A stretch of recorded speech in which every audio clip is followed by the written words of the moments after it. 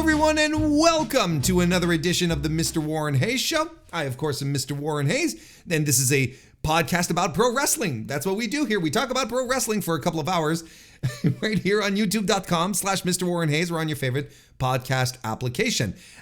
It's an interesting day today. I'm not going to bore you with the usual rigmarole because I'm trying something new on the podcast here. Hopefully, moving forward, this is going to be the new thing. I'm at the very least testing it out, but I'm trying a different way of approaching the creation of the podcast. If you've been around for a bit, you know that for the longest while, I recorded the Mr. Warren Hayes podcast on Tuesday evening, 7 p.m. Eastern, and I'd record the whole thing and then trim it down, take out some bits, do some editing essentially, and then release it as a podcast the next day. That's essentially what I do. Some of you might also know that earlier this year, I had open heart surgery. I had a major heart incident that needed attention, and it knocked me out for quite a few months, and things are going well. And I don't want to worry anyone. This is not a gut punch where I'm suddenly going to say, oh, no, I got to be, I can't do this anymore, whatever, or I'm dying. No, it's nothing like that. Don't worry. I'm okay. I'm doing fine as I can be. I'm back to being my normal self on many, many levels, except one. My energy levels are not what they used to be. I used to be able to just, suck it up and find all sorts of energy in weird places, even though I'm exhausted. Up really early, to bed really late. Like that was how I'd manage through everything. But it's just not like that anymore. And it hasn't been that for a few weeks, and I've been trying to fight it. I've been trying to overcome it. I've been trying to find solutions to maintain high levels of energy all the time. But look, go figure, intrusive big surgery on your body will change your lifestyle. Who would have thought? So this is where I'm at now, where over the past few weeks, I've been recording the podcast as I usually do on the Tuesday nights, but I felt myself getting really, I felt my energy levels dropping, getting really exhausted really quickly. And listening back to the shows, I'd realized that it would have an impact on the quality of the show. My insights weren't as poignant or insightful, and I'd start rushing through things. Like I could see the point or hear the moment in the podcast where I could pinpoint it and say, this is where things started to go down, and I felt the podcast suffered. And I'm not proud of that. And I haven't been proud of a few past episodes because of that, because I feel like I'm rushing through things, because I feel like what I'm doing isn't compelling, is not coming across as good, and it's not fair. It's not fair for me to release product that I'm not excited about, and it's mostly not fair for you who decide out of the goodness of your heart to throw me on your podcast routine and listen to my wrestling thoughts. It's not fair to you. You deserve quality stuff. You deserve me at my best. And I came to the realization that recording on Tuesday nights for 3.5, 4 hours at a time was not me at my best. So I have decided that the Mr. Warren Hayes Show moving forward was going to be a collection of things that I would record offline or that I would record during streams. I'm going to stream for shorter bursts, but more often during the week. So considering that, the Mr. Warren Hayes Show now moving forward will be a collection of recordings that I do offline and highlights from streams that I put together. And I think I've got a formula that works. It's something that will ensure at least that only really the best comes through. And look, I've already done a week of streaming here and there, and it feels really good. It's very poignant, I guess. It feels good to do it, And I'm excited to do this moving forward. At least, at the very least, I'm going to give it a try. And we're going to see how far we can go with it. It's going to mix things up. It's going to feel better. It might not be super obvious to you, especially if you only listen to the podcast and you never come on streams, which is not a bad thing, by the way. If you only listen to the podcast, maybe it won't change much. Or maybe you'll notice a difference where you're like, yeah, you know what, Warren, this is a lot more dynamic and good for you for implementing this change. And that's what I'm hoping for. I hope it ends up creating something that I will continue to feel good about, proud of, and that you ultimately, the listener, the viewer, will enjoy. With that preamble out of the way, why don't we get to the podcast stuff itself? Of course, tonight we've got the All Out AEW All Out 2024 review. I'm completely out of sorts now. What about the quality, Warren? Oh, it's coming. It's coming. Trust me, it's coming. We got the All Out 2024 review. Very excited to share that with you. I recorded that a couple of days ago. So that's coming up. Tonight we will also be talking about AEW possibly heading up on Fox. We've got some legal issues, but we are going to start off the podcast with some stream highlights, particularly talking about the PWI 500, which was released on September 10. So basically, like super recently, I'm going to give you a few thoughts, at least on the top 10. Start talking about that with some stream highlights. Thank you, everyone, for being here. Let's get to it. The PWI 500 that was released it was released today, being the 10th of September 2024, and it starts off with Cody. Let's go through the top 10. We're gonna skip all of this. We'll just skim through the top 10. Again, we're not going to go through the entire list, and that's not the point. I just want to focus to the top 10. That's also what PWI has been. It's the top 10 that PWI puts out as well. So we're not going to start going down everything up and down. It's interesting to see, like, sometimes, these paths that they've been on, right?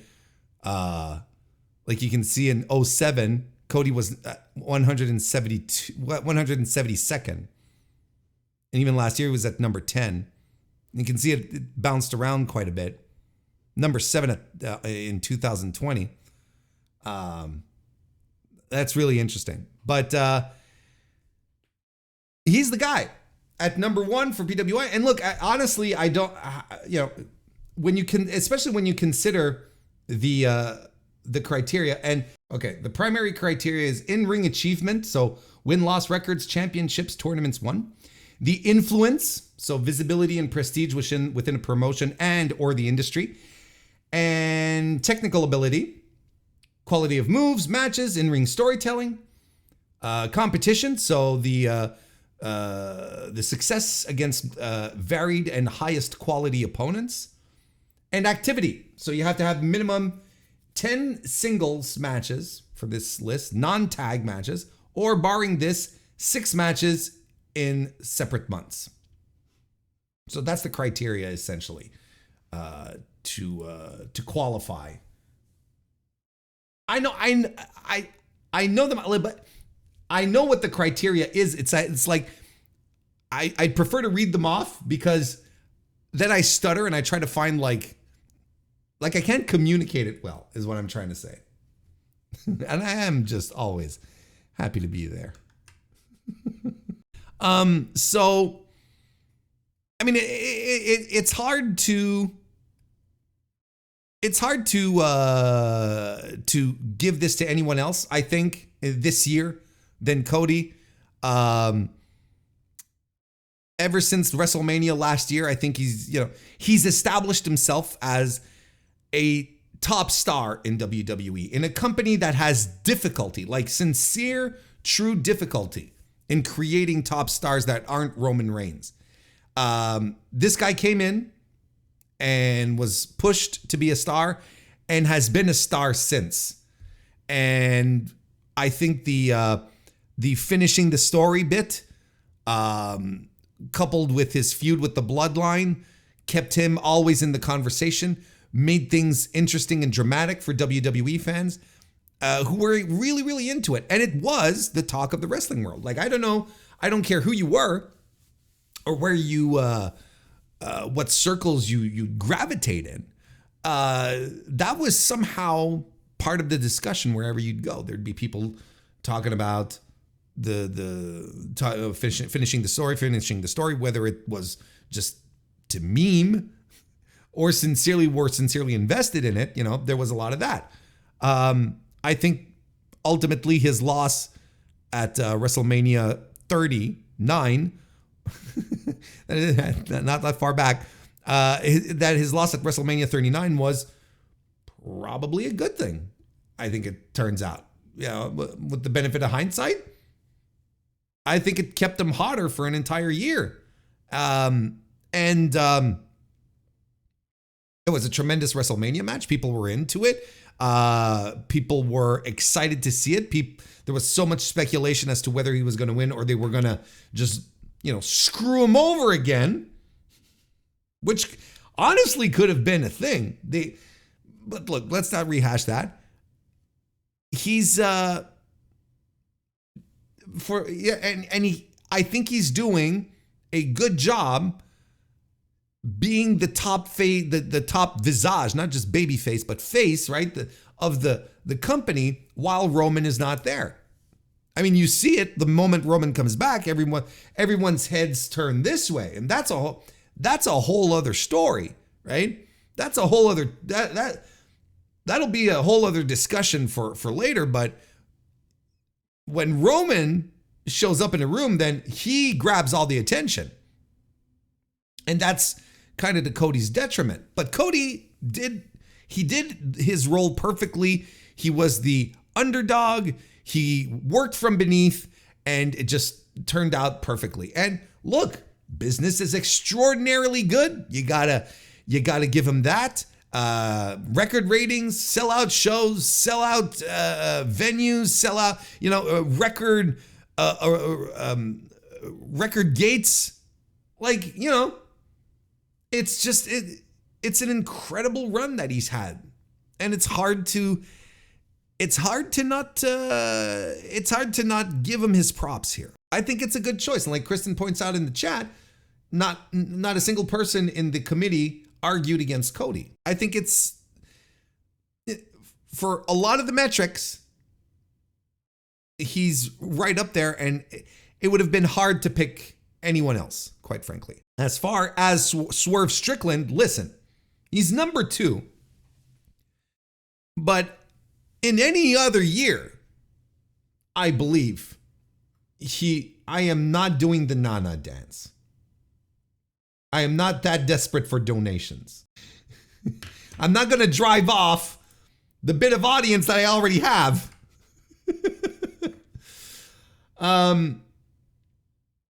I think Swerve at I think Swerve at number 2 in any other year, I believe, where you don't have a guy as hot as Cody Rhodes. In any other year, I sincerely believe that that Swerve Strickland is an easy number 1. You could make an argument that maybe this is 1A and 1B. Because this is a guy who has had an absolutely fantastic year from that. And not only, but we have to talk about the period, right? The evaluation period, which is from July last year to August, to the start of August this year, right? Something to that effect. It's a guy whose build within the company from the moment that he joined has been so steady and well thought out, well plotted out, that it culminated into a moment where he becomes where the belt elevates him and he grows into the role. Because I think at first there was a lot of doubt as to whether, this was the time for Swerve. Is he winning the belt against the right person? Shouldn't he wait for Hangman, et cetera, et cetera? And, there was discourse around the idea of maybe this isn't the exact time for him, right? And it turns out it was the perfect time. And it turns out that it was a great moment. And he worked this so well. This meaning him being world champion, that he is undeniably a top guy. If there was any doubt in his mind or in the mind of fans when the reign began, there is no longer any doubt at the end here. The people who were online, the punditry saying, and I'm sure you remember this, AEW is not treating Swerve Strickland like a top guy. He's, they're not giving him top spots or whatever the fuck, It's like, you've seen those. I'm sure you have. Well, they can't say that anymore. They couldn't say it towards the end of the streak, and towards the end of not the streak, the title reign. And now moving forward, even with his match with Hangman, etc., he's a top guy. He is a top guy in this company, and it's undeniable. And his fantastic matches with Hangman last fall, leading into his championship, like his build has been absolutely fantastic, just absolutely tremendous. And he wins the title, has some fantastic defenses and main events. AEW's biggest show of the year, All In, Wembley Stadium, 55,000 people or so, 55,000. And he's in the main event in a terrific, great, tremendous match. I don't know, man. Works for me. Like, I really do believe that, if Cody wasn't as hot as he had been, I think this would have been, it could have been a year for Swerve Strickland. But I mean, this is fantastic, right? What growth and look, what more do we need here? I mean, on work rate alone, Will outshines most everyone, right?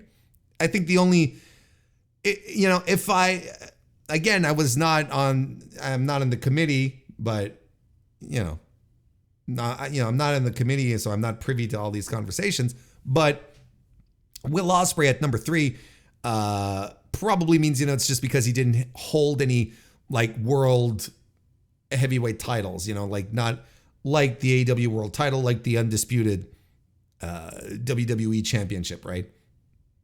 The international title and so on and so forth.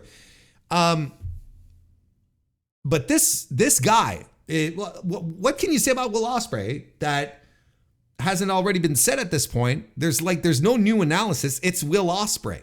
Of course he's number 3. And he can, but here's the thing. I think that one thing that Will did show this year was that it was his capacity to adapt to North American television with all the promos and all that. I think that's something that a lot of people weren't expecting, that he would just mesh so easily into the format.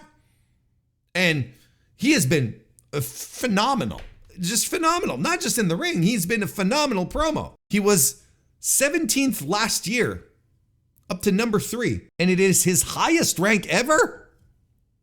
Oh, PWI. Oh, PWI. I mean, I shouldn't complain. But yeah, he's absolutely, unquestionably fantastic. Seth Rollins at number 4. If there's a guy who I think is way too high on this list, it's this guy. That's pretty much all I got to say about that. I think it's too high. And, I know the idea is that, he held a world title, right? The WWE Consolation Prize, right? It's a world title in name only. They have a world title. It's the undisputed one. And here's the thing. If PWI wanted to be consistent here, they would realize that they would probably knock all of this down a peg, because the undisputed title in WWE is absolutely disputed because there's another world title within the company, you know? And he's, so to me, like, the fact that there's 2 world titles, I don't think it's necessarily something, they shouldn't be perceived on the same level. And if only because of a lineage aspect, right? Where the undisputed title has the lineage of the WWF title in there, right? Including the Universal title, which is what, you know, another phony baloney title that Vince created just because he wanted to. But this world title, we know why this world title was created. Look, we shouldn't be kidding ourselves. We know why. It's because Roman had the belt and they had no plans to take the belt off of Roman. And then people were grumbling backstage. Why can't I fight Roman? And then, you know, they were probably told, well, you're not ready to fight Roman. We don't want you to fight Roman. You're not in the plans to fight Roman. Well, we need a title to fight, and it can't be the Intercontinental title because that's the mid-card belt. So they created the secondary prize, the consolation prize, because Roman had a grip of death on the world title and people were getting upset backstage.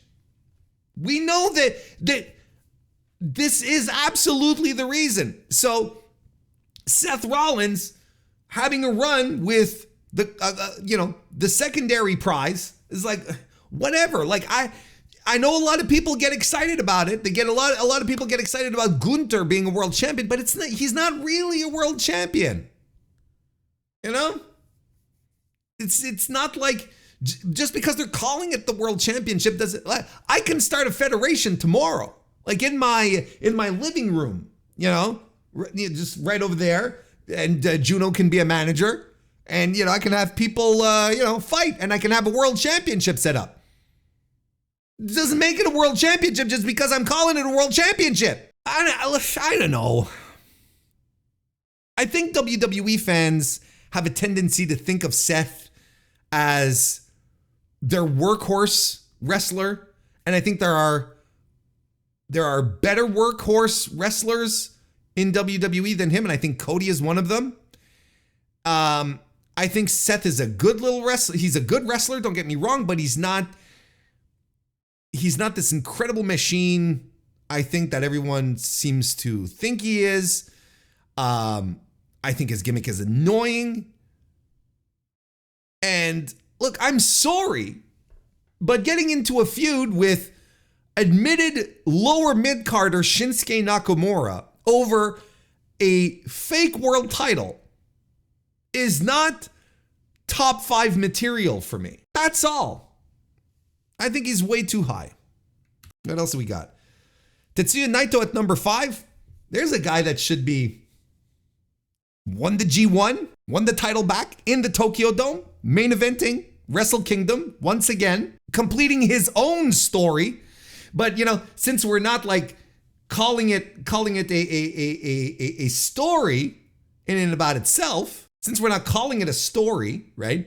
Then people don't see it as a story, right? But Tetsuya Naito's story to go to the Tokyo Dome and win one is something that's been going on for years, which is clear for New Japan fans, right? But, cracking in at number 5, like you could argue for number 3 if you're, you could absolutely argue that. Wins the G1, wins the Tokyo Dome, loses the belt, wins it back. I don't know. I don't know. Like Kristen says, these are the reasons why I'm not on the these are the reasons why I'm not on the committee.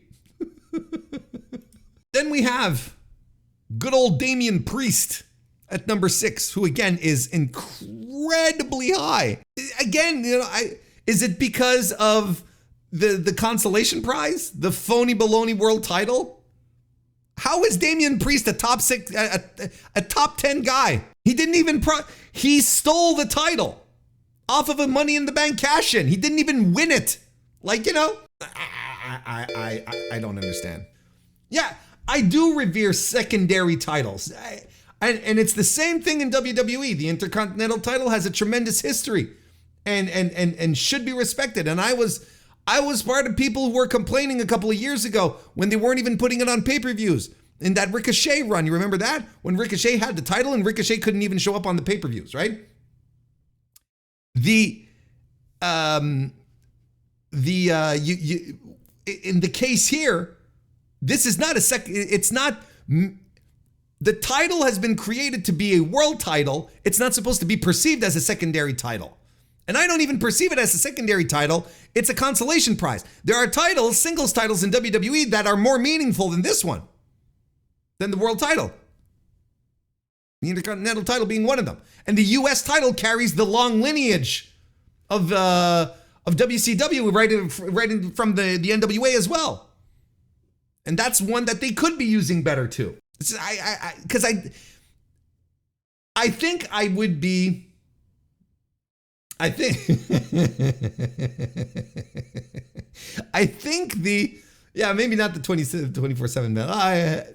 If Kevin has something to say to me, if Kevin McElvaney, editor-in-chief of PWI, wants to tell me something, he knows where to find me. I'm not dragging PWI. I just put you over for your top 3 people, which are great choices. For me, this world championship that WWE has, not the undisputed one, this one here, is phony baloney. It's it's a piece of tin.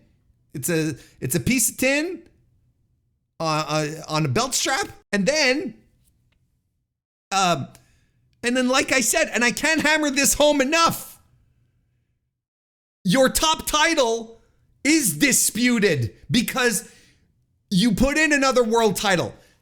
And that should show you all that WWE doesn't even consider this world title to truly be a world title because they're still calling the other one the Undisputed Championship, right?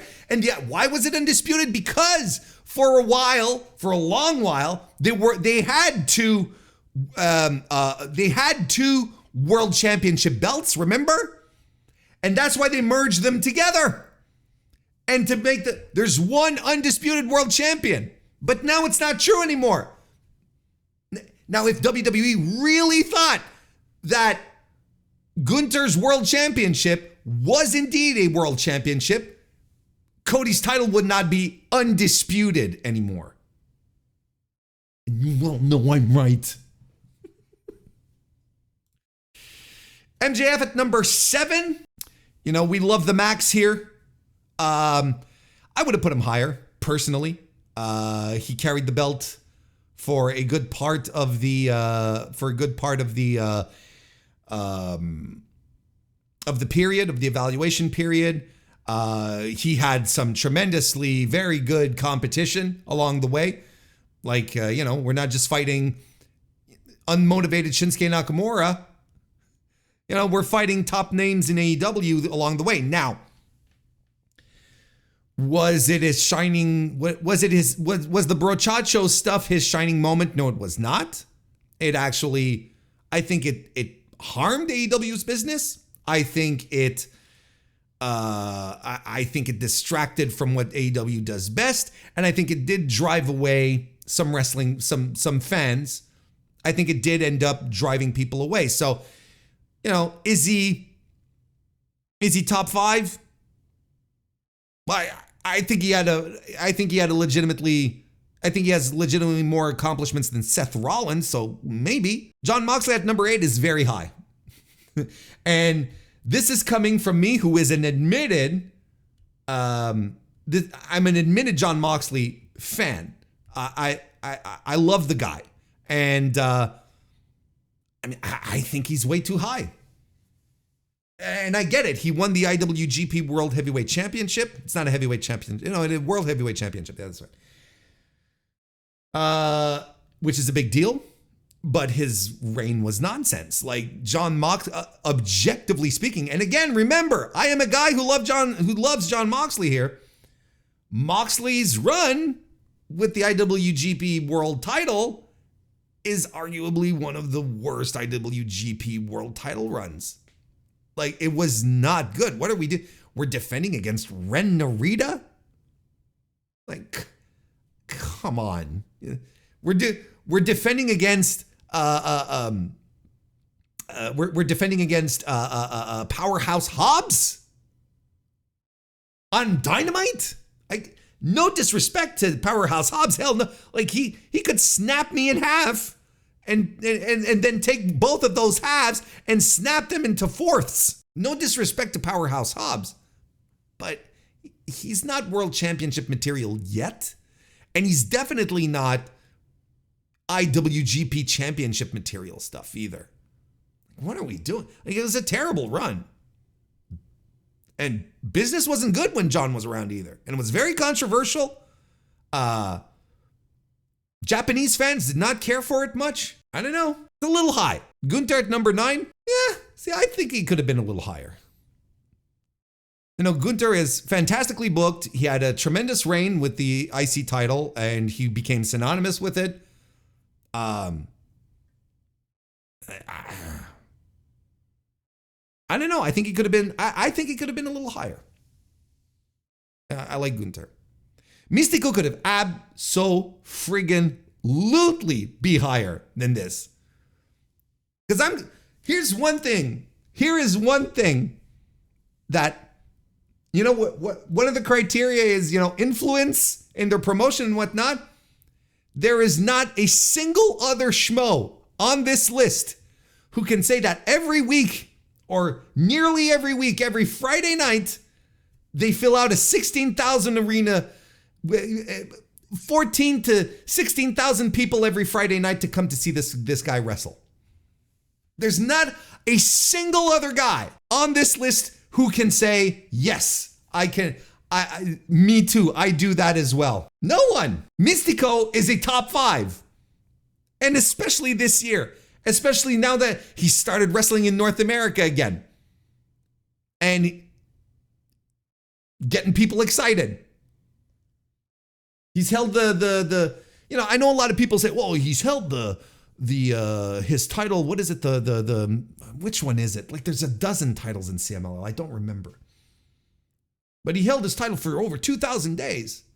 Like, anyone who says that, you know, has to be cognizant of the fact that they care more about the titles than CMLL does. CMLL honestly does not really they don't really give a shit about their titles. A little bit. But, you know, look at the anniversary show next week. It's next week. Look at the anniversary show. What's the main event? It's Mystico versus Chris Jericho. Is the title on the line? Who cares? Second biggest match on the show. It's a mask versus mask match. Those are the matches that draw. I mean, don't really care about the titles all the time. The titles are more like indicators of who's getting pushes. You know, and Mystico's title is not the world title. It's, I don't know, it's like the middleweight or it's something else. This is a guy who is an icon, who is a legitimate draw. Outside of Cody Rhodes on this list, there is not a single other person. Oh, Tetsuya Naito. Tetsuya Naito, Cody Rhodes are the two other wrestlers on this list who are proven legitimate draws in pro wrestling. Mystico's the third. And I would say Mystico is able to outdraw all of those guys. Whenever he's on the card, on Friday nights, there's a boost in sales for Arena Mexico. Every week, Mystico, all the way up. For me, he's a top 5 guy. And there's no question about it. There's absolutely no question about it. And it's his anniversary too. It was his wrestling anniversary this year. And he did the whole thing, whole ceremony on a Friday night. Like, look, come on, we have to stop pretending. We have to stop pretending that Mystico is just because he wrestles in Mexico. He's still drawing bigger houses than anyone else on this card. There's only 2 guys on this top 10 who I would say, sure, these are draws. Naito, Rhodes, I can buy that. I can absolutely buy that. And you could even argue that when it comes to Cody, is it really Cody Rhodes or is it WWE? But that's a whole other discussion. I think Cody has a lot to do with it, though. I think he is a legitimate draw. And Tetsuya Naito, that's been proven like for years at this point. I don't know what's going to take, man. I don't know what it's going to take for people to get on the Mystico train. I really don't. But look, those are my thoughts on the top 10. I hope I can still be friends with PWI. Let's talk about litigation.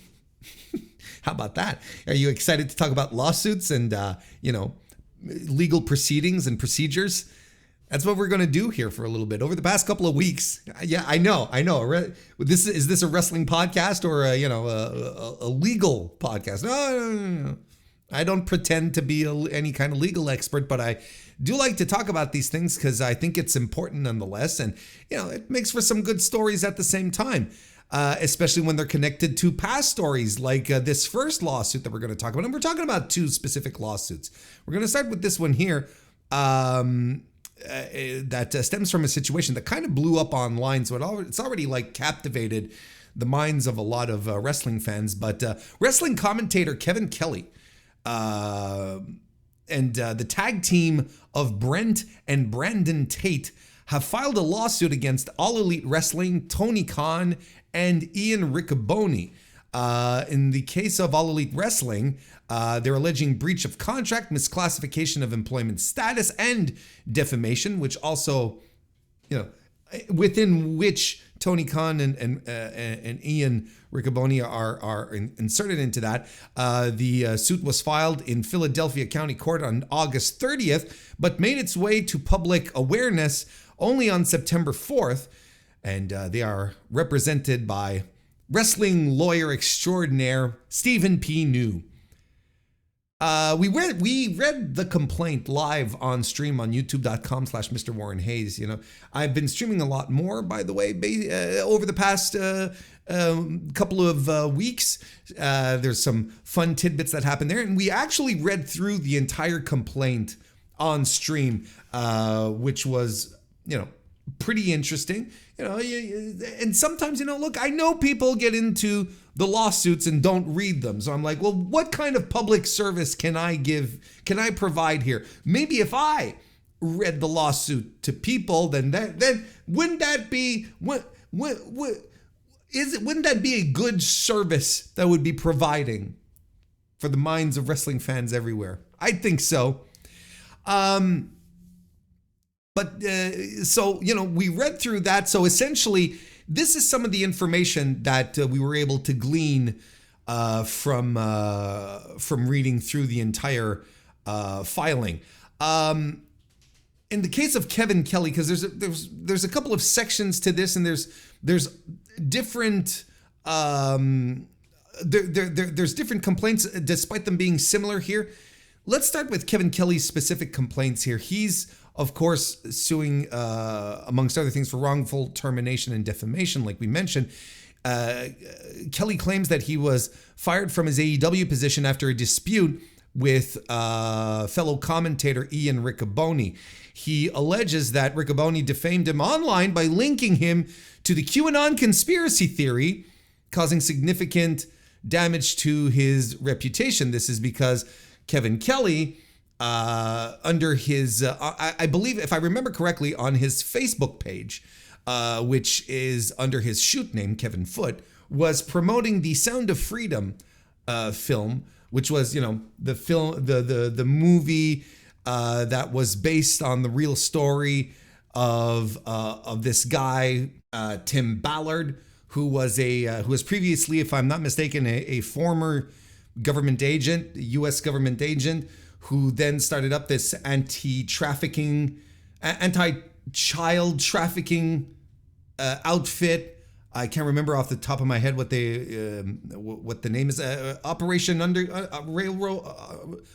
Railroad Underground, something like that. It's slipping my mind right now, and it's really not pertinent. But the Sound of Freedom film was based off this guy's Tim Ballard's experience, like a specific moment where he goes to save a young girl, and it's all been not necessarily directly tied into to QAnon directly, but there's a lot of stuff happening around it that via people promoting the movie, what the movie promotes, the people that were tied to it, kind of made you wonder that maybe there was, that it was part of the larger QAnon conspiracy. According to the lawsuit, Riccoboni posted that he had, quote, no idea he being Kevin Kelly, he had no idea he was going to promote QAnon movies, or else I would have made a different suggestion in regards to suggesting Kevin Kelly to be the lead commentator for Collision. I suppose that his name was always in the mix, but that QAnon stuff breaks my heart a little bit. Kelly strongly disputed any ties to QAnon, of course, and argued being linked to the group has caused significant damage to his reputation. The lawsuit claims that Riccoboni, quote, intentionally and unjustifiably interfered with the relationship between AEW and the plaintiff. It was also alleged that Kelly suffered mental health and marital relationship issues due to the comment. Kelly claims he filed a complaint within AEW following the comment and was told that Riccoboni was punished for what he did, but was never given any further details on how he was affected. Kelly also alleges that AEW interfered with his ability to commentate on New Japan Pro Wrestling's All Together show, which happened earlier this year. He's also suing for unpaid wages and expenses, saying that he wasn't paid the remaining amounts for his AEW contract, as well as other miscellaneous amounts. I got to break this down a little bit. Here's the thing. It's like, because it's kind of what we covered on the stream. I'll give you the abridged version of everything we talked about. I think that Ian posting this on a Discord, because he posted this on a Discord, a public Discord. I don't know if he was under the impression it was private. I don't know how I don't know how that came about, but maybe he thought this was in confidence with like hundreds of other people around him. I don't know, but this stuff got started to spread, and had he not done this, he wouldn't be in this situation. Of course, I didn't. Again, like I said, I don't know if he thought that he was. I don't know if he thought this was on a private server or something, but it got around. Like, no matter what happens in wrestling, right? People like to gossip, and this stuff gets around, and it got around pretty bad, especially talking about QAnon, which doesn't necessarily have the best online reputation. It's very easy to get. It's not something I don't believe as a public figure want to necessarily be associated with, because there's a lot of negative connotations to it, to put it mildly. And it can create an issue with your reputation, which is essentially what happened to Kevin Kelly.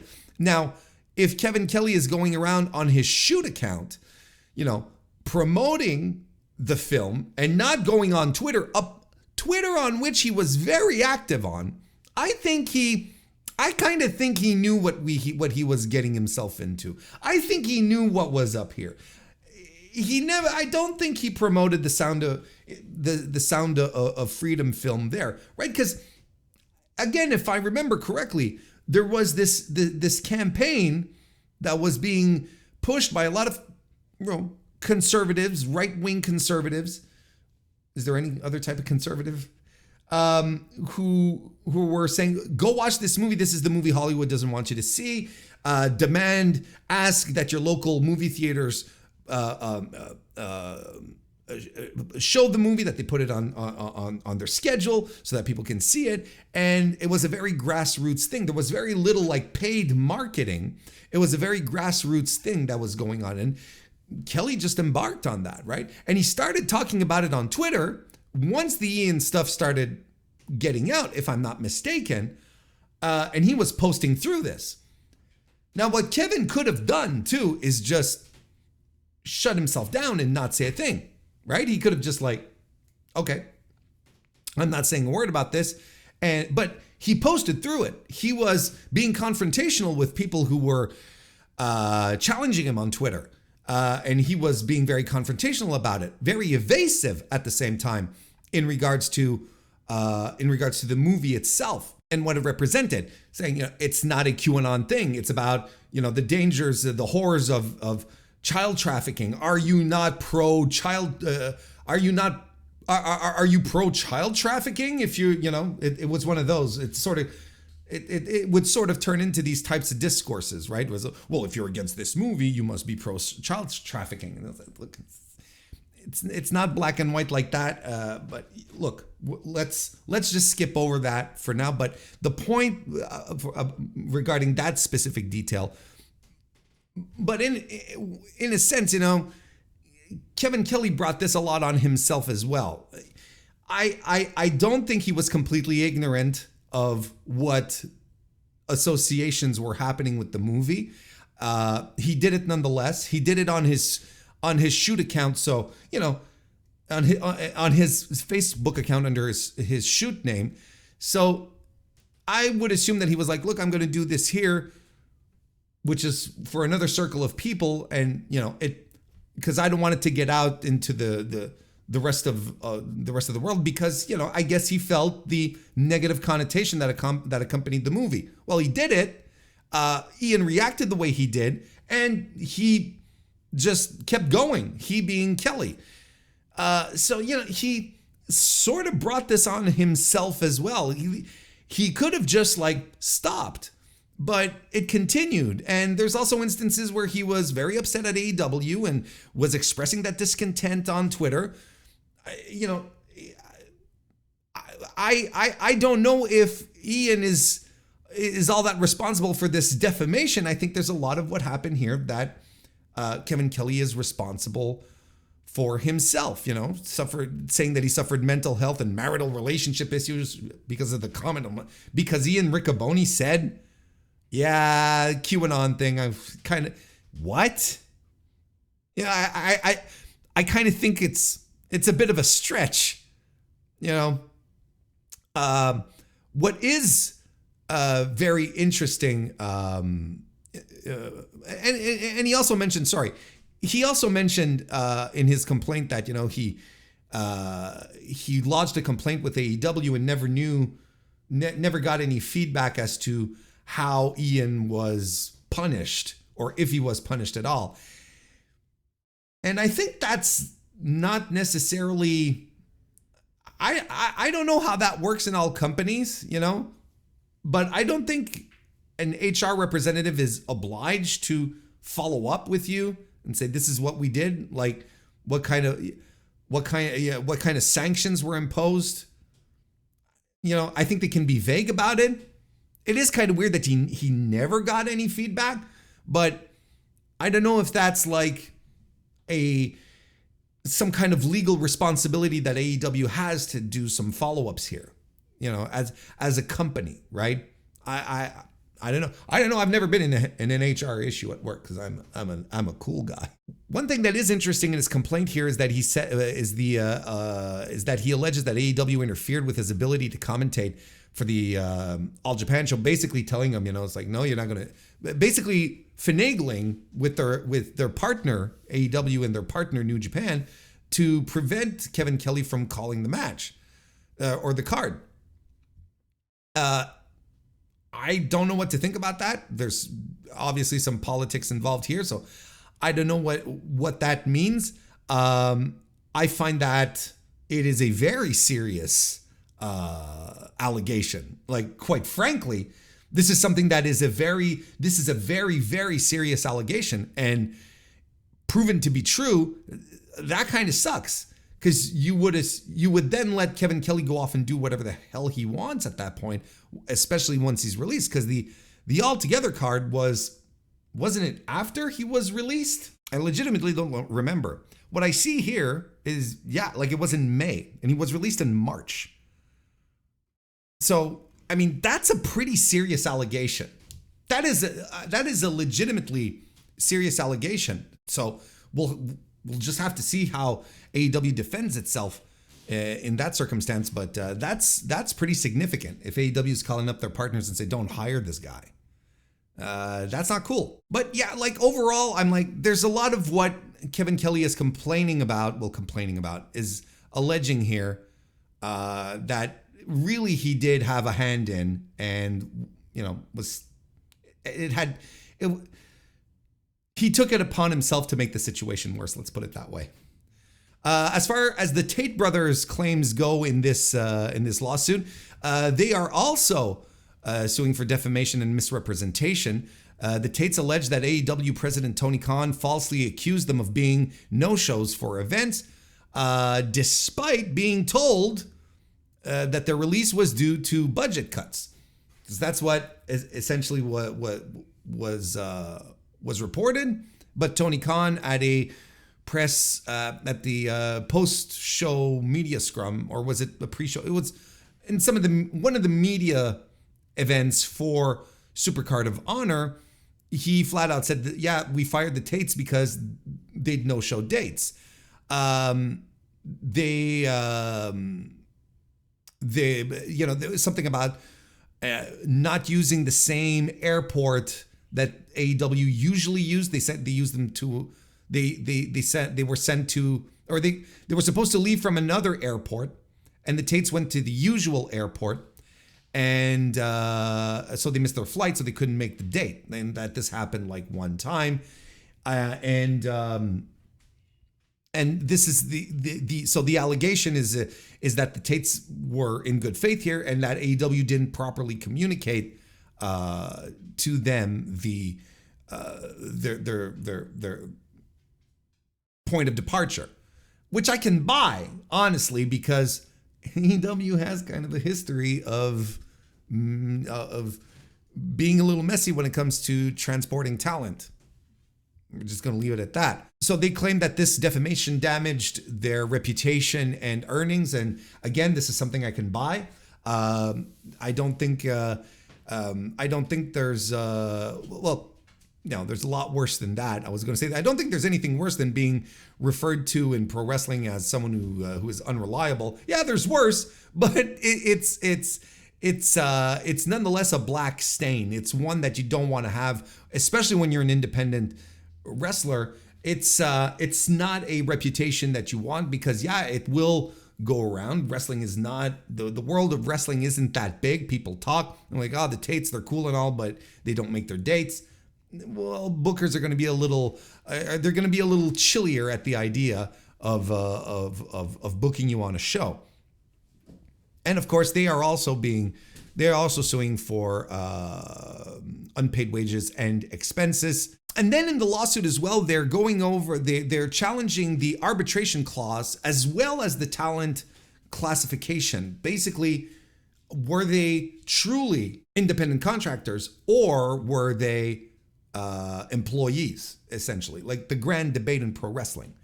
Let's start talking about we'll talk quickly about the arbitration clause here. The lawsuit here challenges that the arbitration clause in AEW's agreements are unfair and unenforceable. It is difficult for us as the general public to have a full opinion on that, because most of the information, and I say most, 98% of the information in the filing regarding their talent agreements and their wrestler agreements were redacted for probably a bunch of reasons. There was probably sensitive information in there. Look, but it's redacted, so we don't know. As we were reading the lawsuit, there was tons of information there that was just completely blacked out, and tons of information regarding the arbitration clause and terms of the agreement. So it's really hard for us, the general public, to have any kind of grasp onto whether or not the arbitration clause was unfair and unenforceable, and that AEW, on top of that, did not inform them properly of everything that arbitration incurs, such as fees, extra fees that the wrestlers and the talent need to take upon themselves to the arbitrer should they need to use them at that on that level. As far as talent classification goes, the plaintiffs claim that AEW talent and wrestlers are misclassified as independent contractors when they should be considered employees. They argue that AEW exerts a significant amount of control over their work, such as, multiple things, but also including the fact that while they are under the employ of AEW, they just can't go work wherever they want. They have to get approval first, etc., etc. And these details indicate an employer-employee relationship. Here's a quote right here, directly from the lawsuit. AEW has extensive policies and procedures implemented at their sole discretion that are applicable to talent and wrestlers inside the ring, on AEW premises, and outside the ring, such as the policies regarding social media. They concluded the statement saying, talent and wrestlers are misclassified as independent contractors when they are, in fact, employees. In fact, actually, they in the lawsuit, they are actually demanding that the court certify this as a class action lawsuit. So not just for them, but to open it up to, they pulled out the numbers of all the other wrestlers who are employed by AEW and who could be affected in the same, who are in the same position here, ergo independent contractors. And they're also asking this to be a jury trial. The problem we face here, like I said, is that regarding this section of the lawsuit is that a lot of the information regarding the agreements is redacted, and I'm not being facetious when I tell you that there's a lot, like most of it, we can't properly formulate an opinion here. So I don't know how draconian this relationship is. I don't know how one-sided it is. It's really hard to say because we don't have all the facts. The lawsuit seeks to invalidate the arbitration clause and classify AEW talent as employees.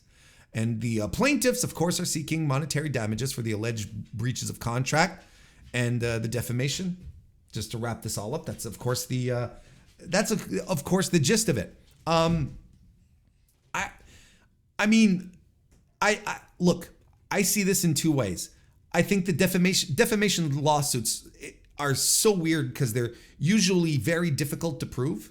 So, if anything, I think the Tates might have a case unless Tony Khan and AEW have the receipts, where they're like, no, they outright have to say, look, this claim that the Tates made that they were supposed to go to this airport, but they went to this airport and the usual airport instead. If they can prove that the Tates are completely full of shit on that one, then they're fine, right? Where they're like, no, this is not how it happened. And look, we have the receipts. They were booked for that airport, the airport that they went to, whatever.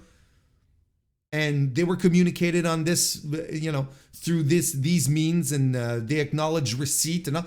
If AEW has the receipts, that's an easy one to shoot down.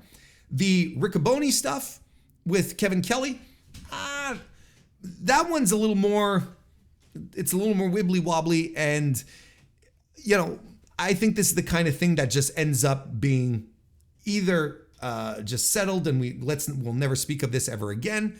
That could be that type of situation, or we could end up in a situation where, once again, Tony Khan has all sorts of receipts where he's like, no, he thinks we fired him because of the defamation, but in reality, we had demoted him to begin with because he wasn't doing a good job. Which is reality. Let's be honest. He had come in as the lead commentator on Collision, and shortly thereafter, Tony Schiavone's is taking over. So you're like, okay, something's going on here, right? And we all saw it. Kelly wasn't doing really good.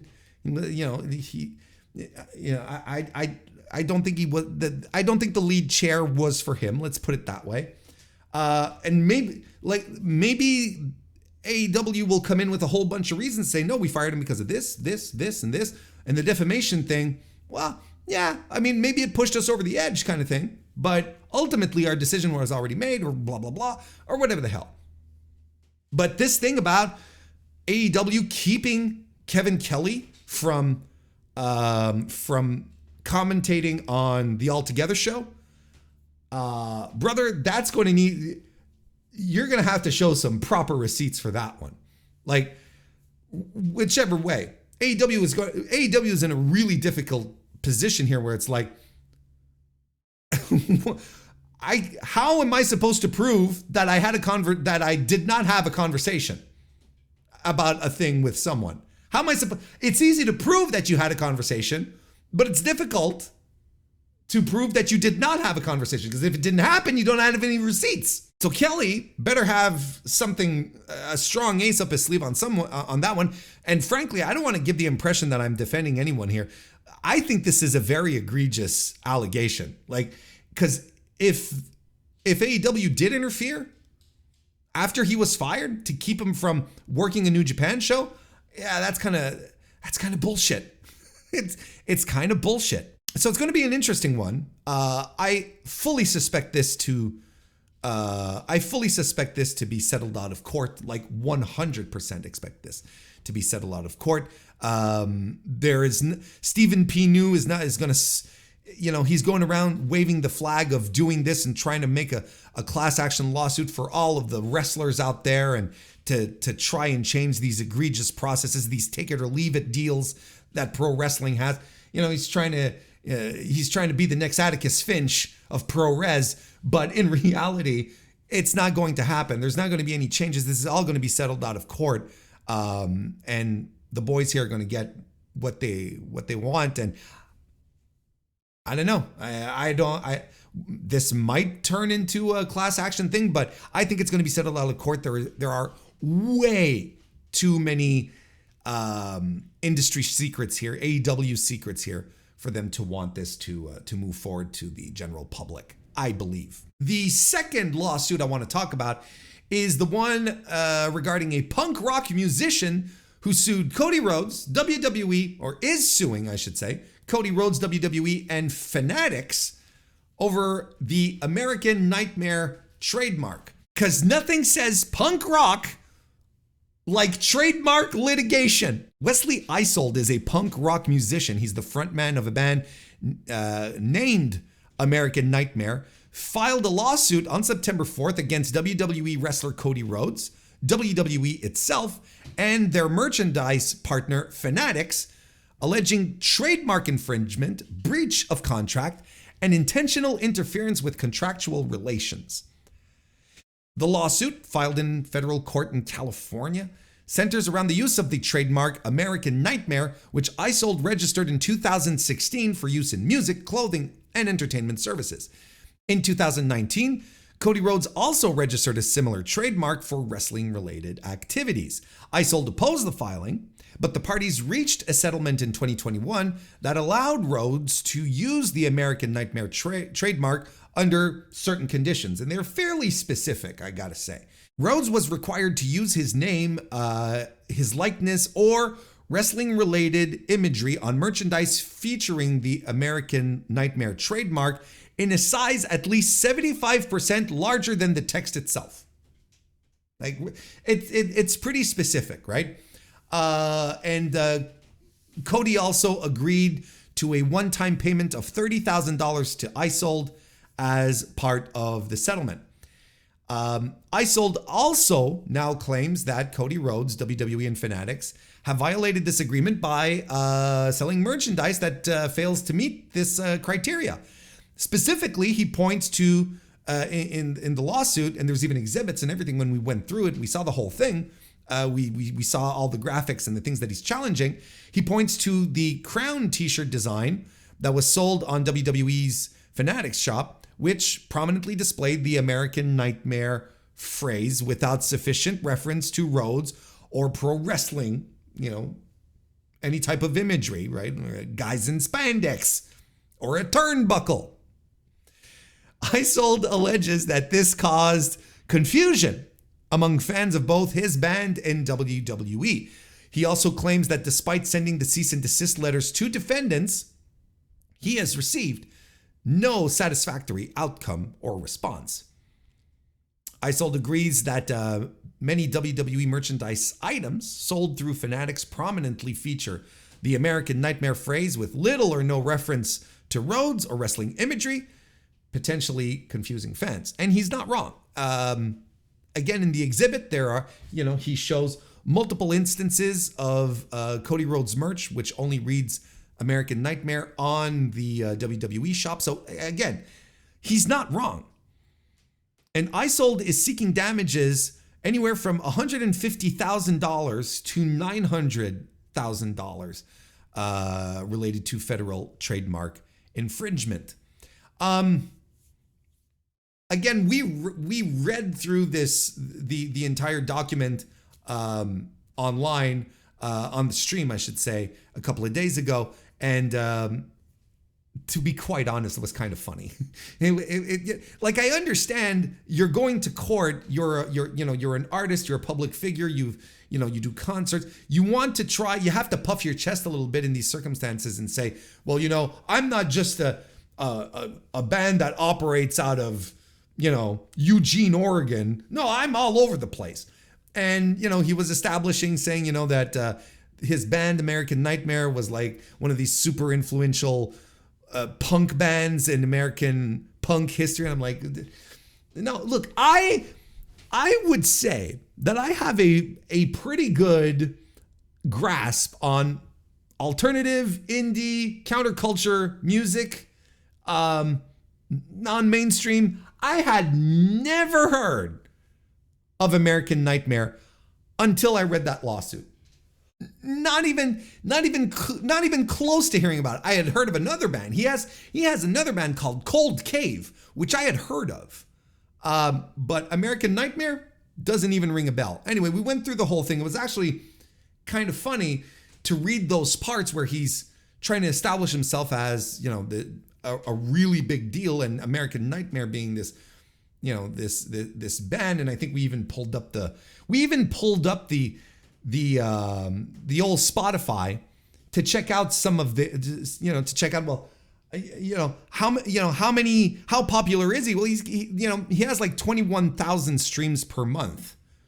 And you go over and you look at some of the biggest, bands, punk rock bands in American history, like the Ramones or Dead Kennedys. Dead Kennedys, I think it was like around 900,000 streams a month, and the Ramones are like in the 5 million. I don't remember. I'm like, no, we're not on the same planet at all here. What are we talking about? But I have to admit that he has a really solid case, despite the fact that that part was kind of funny. He has a really solid case. If he had this arrangement with Cody previous, and WWE Cody fanatics are not honoring it, well, yeah, he absolutely should raise his hand, stomp down some doors, and get his just due. I kind of think that WWE here knew about this. They knew about the agreement, but they were like, who cares? They just wouldn't want to. Look at this guy. This guy's small potatoes. Who cares what agreement you got in? You set up with them, Cody. We want to do this. It'll be fine. He comes after us. We'll sick the lawyers on him. It's fine. It's okay. And the guy is asking for. He's not even asking for $1 million. Like $900,000. That is chump change for WWE. That's a pittance. What do you think is going to happen here? Settling out of court.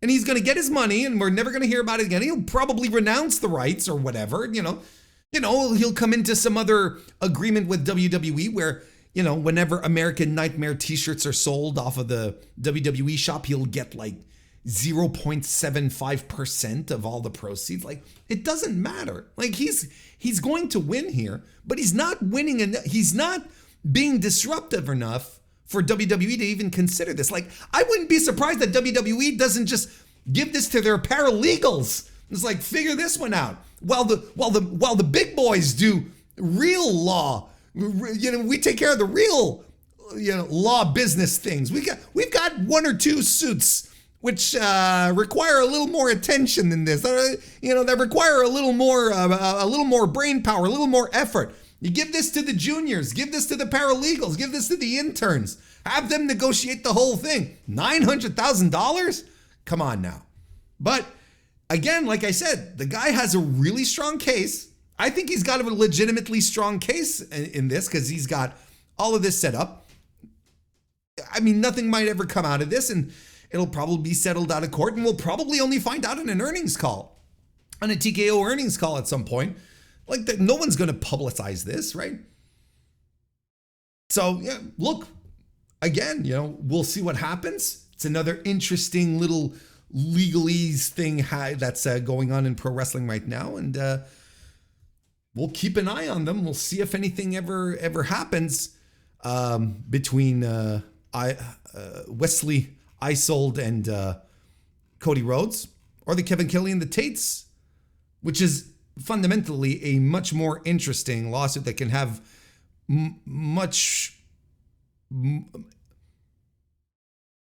a potentially much more impactful outcome, but I don't think it's going to go down the road that Stephen P. New wants it to, or at least that he's alleging it's going to go down. I think it's all going to be settled out of court, and everyone is going to end up being really happy, and we will never speak of this again.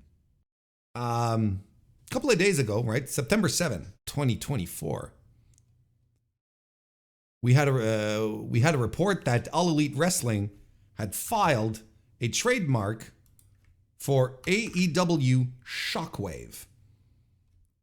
All Elite Wrestling is looking to trademark an interesting name, says the article on the Observer. It says on Friday, September 6, 2024, the company filed to trademark AEW Shockwave with the United States Patent and Trademark Office, right?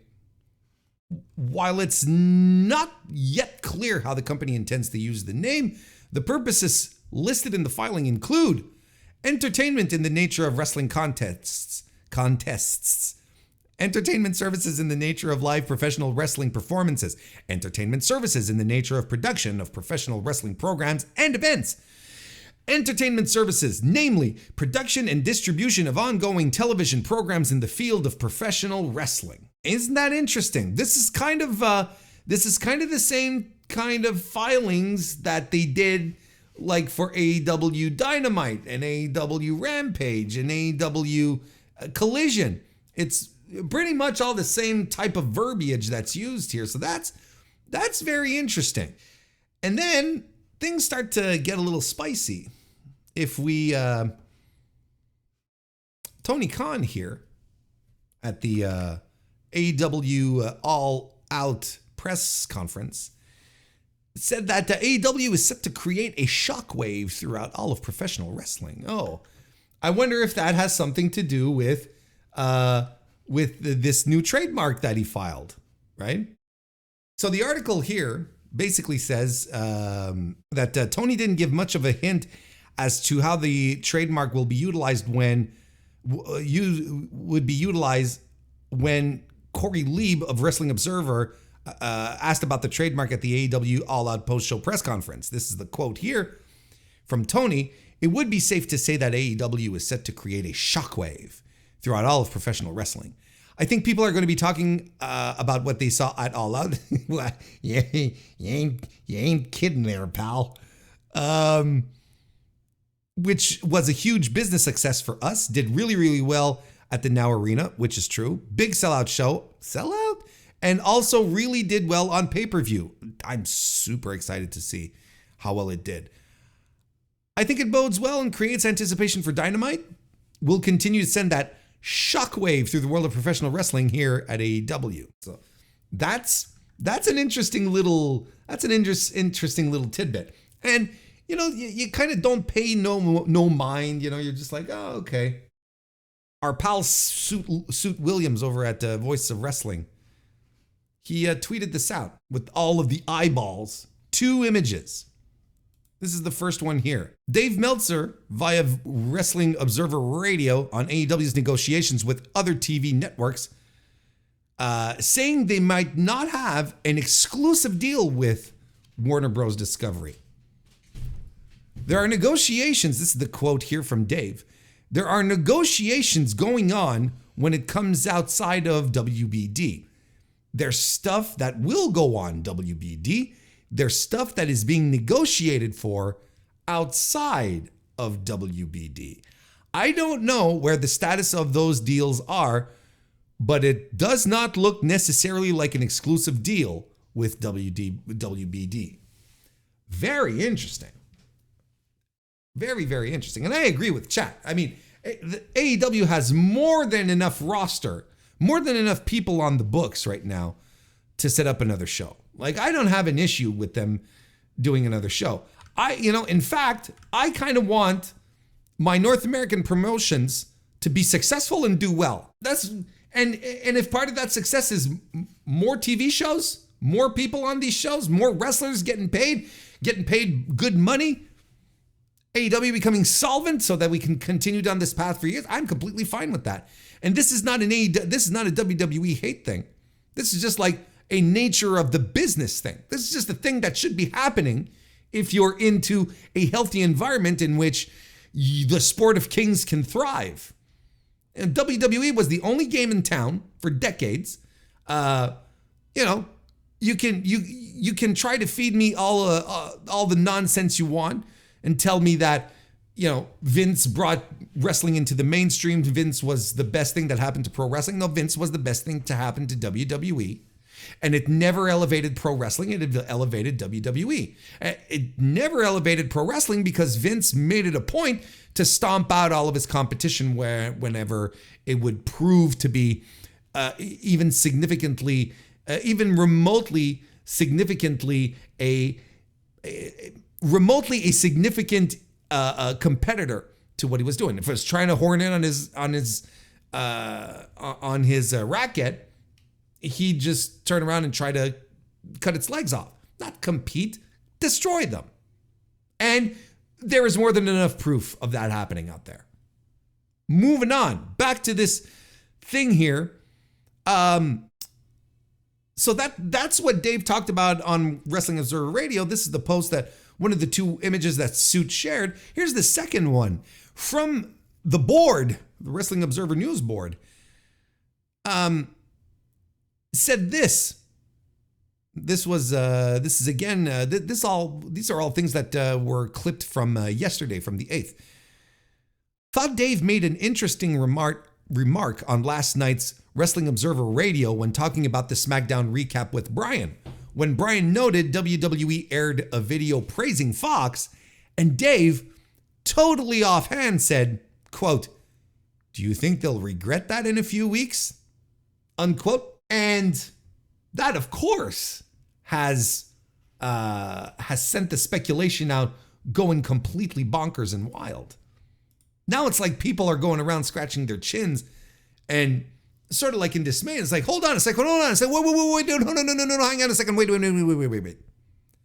So Dave, on one hand, is telling us, hey, there might be things that aren't that are being negotiated with WBD, but maybe with someone else too. And do you think WWE is going to be happy about doing a video praising Fox in a couple of weeks? I don't know if we're preemptively putting a string of yarn between two thumbtacks right now, a little preemptively, but oftentimes 1 + 1 = 2, right? I mean, a guy recently tried to convince me that 1 × 1 = 2, unconvincingly, but normally, when you sometimes Occam's razor is the way to go, and 1 + 1 is 2. And this would be a fascinating turn of events. Now, I want to play a clip here.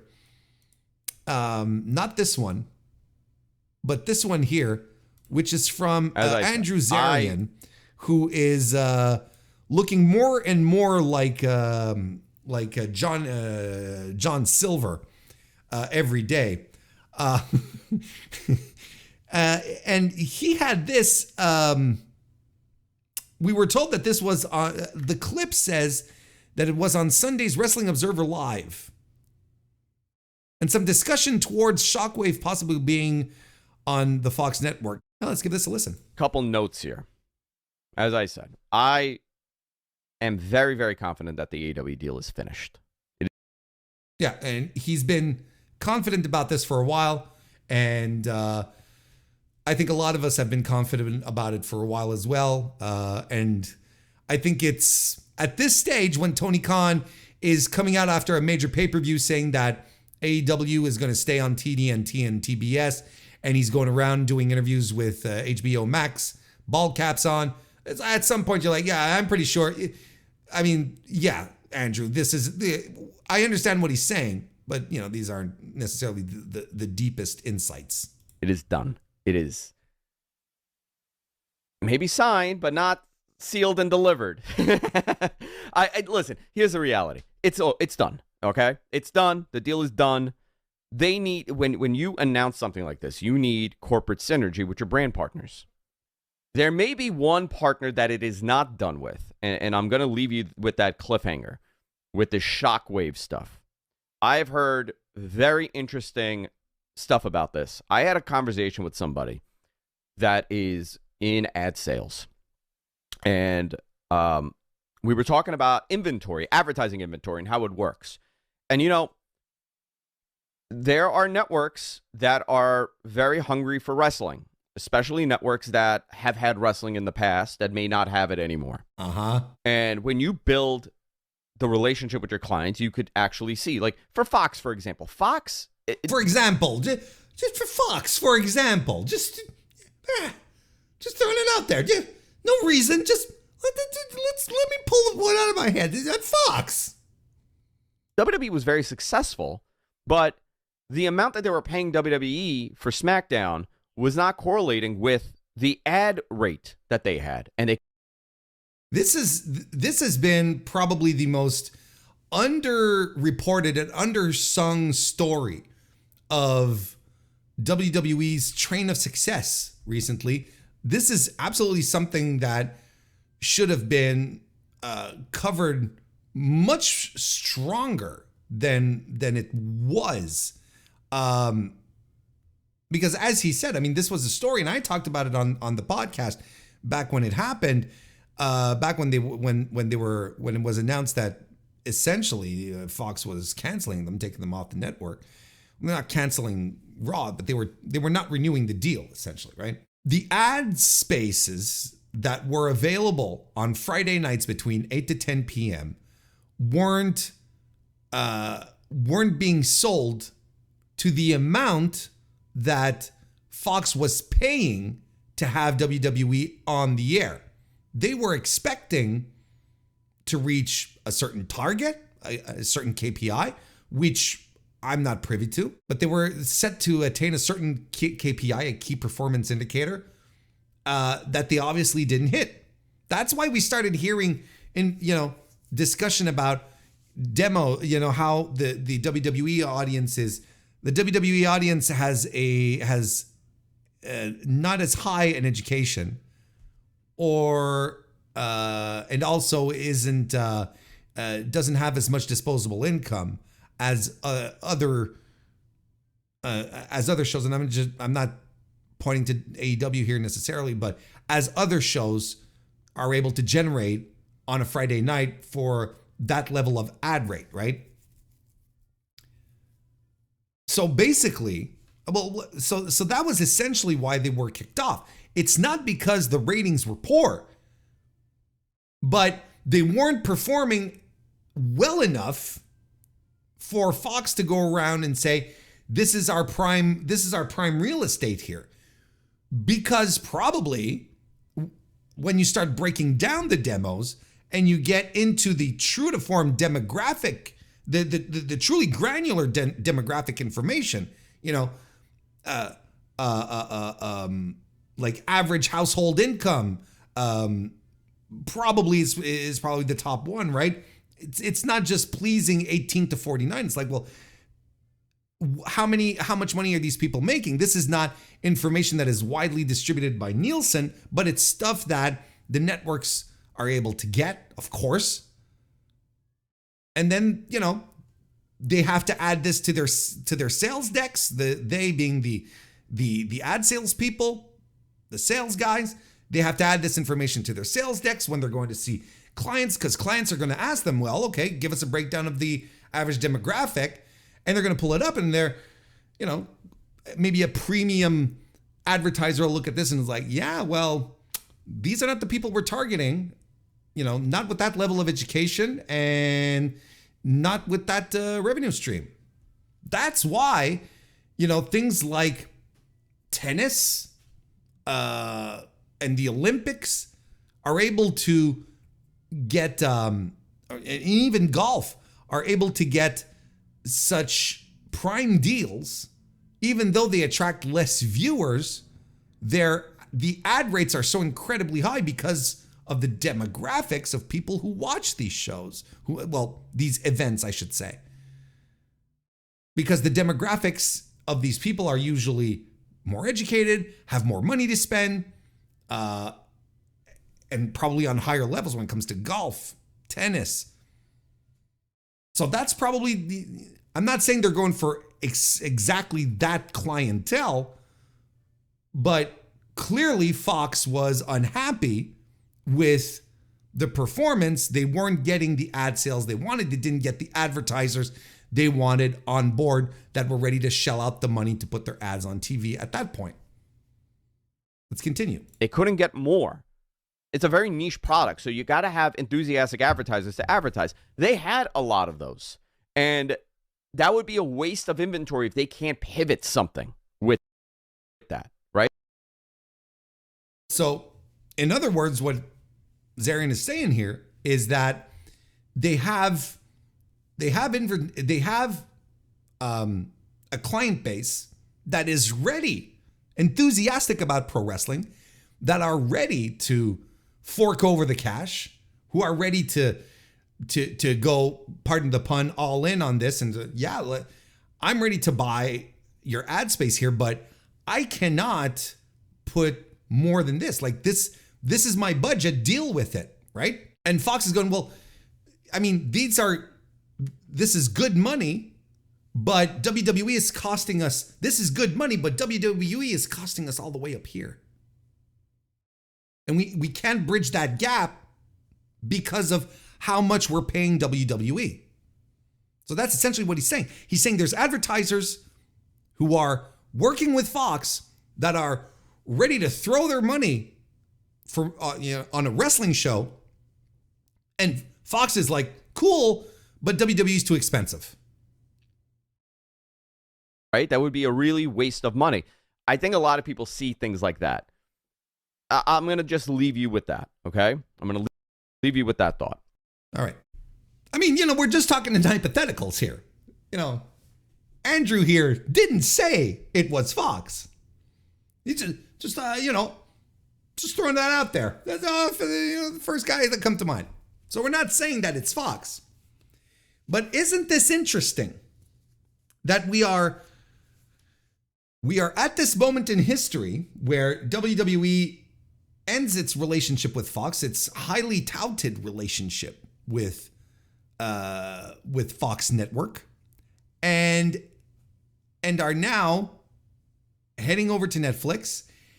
And now suddenly AEW has a negotiation open with someone else outside of WBD, and we're trademarking a name that all signs point to another TV show, which could be on another network that is not owned and operated by Warner Bros. Discovery. Now, isn't all this fascinating, chat?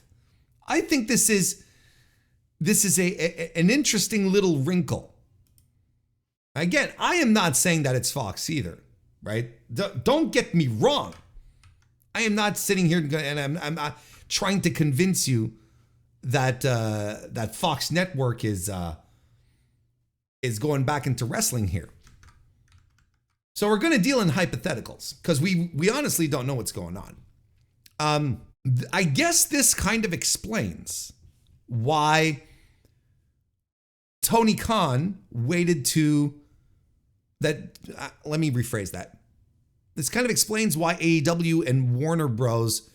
Continued negotiations outside of the exclusive negotiation window that existed between the two.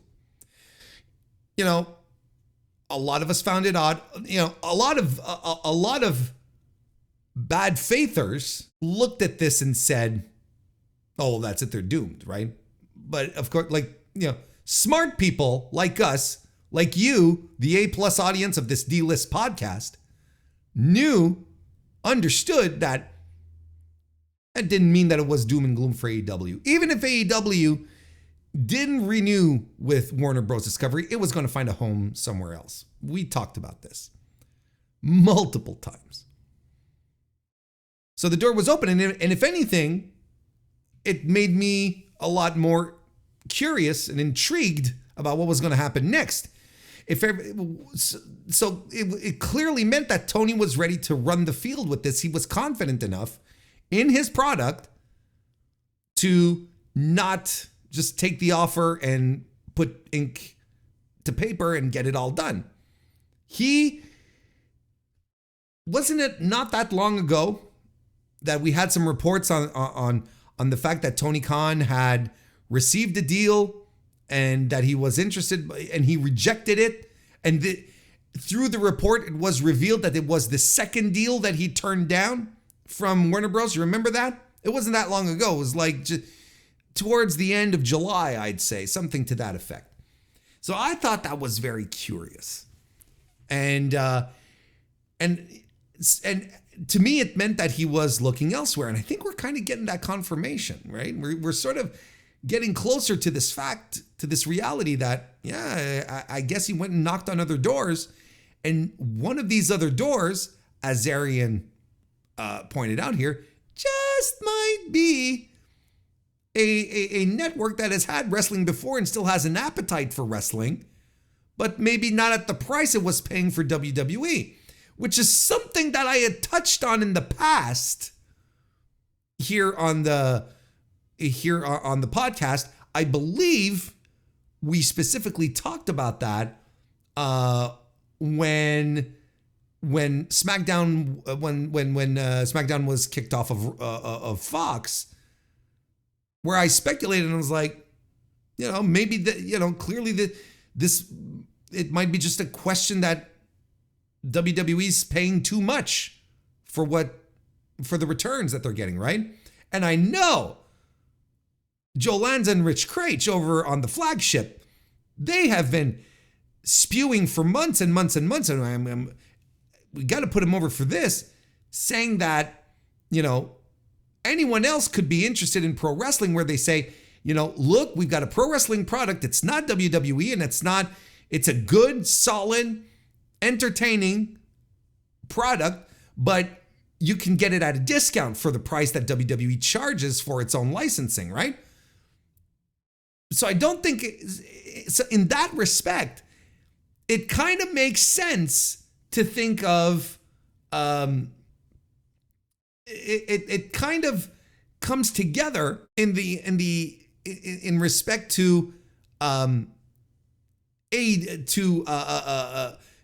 Fox going, yeah, we would like to keep wrestling, and WWE's doing these ratings over here at this price, and these are our ad rates. Well, maybe we can do something similar with AEW over here, and they'll cost us a fraction of what we were dishing out to these guys over here. Maybe there's a little bit of that going on, and I kind of buy into it.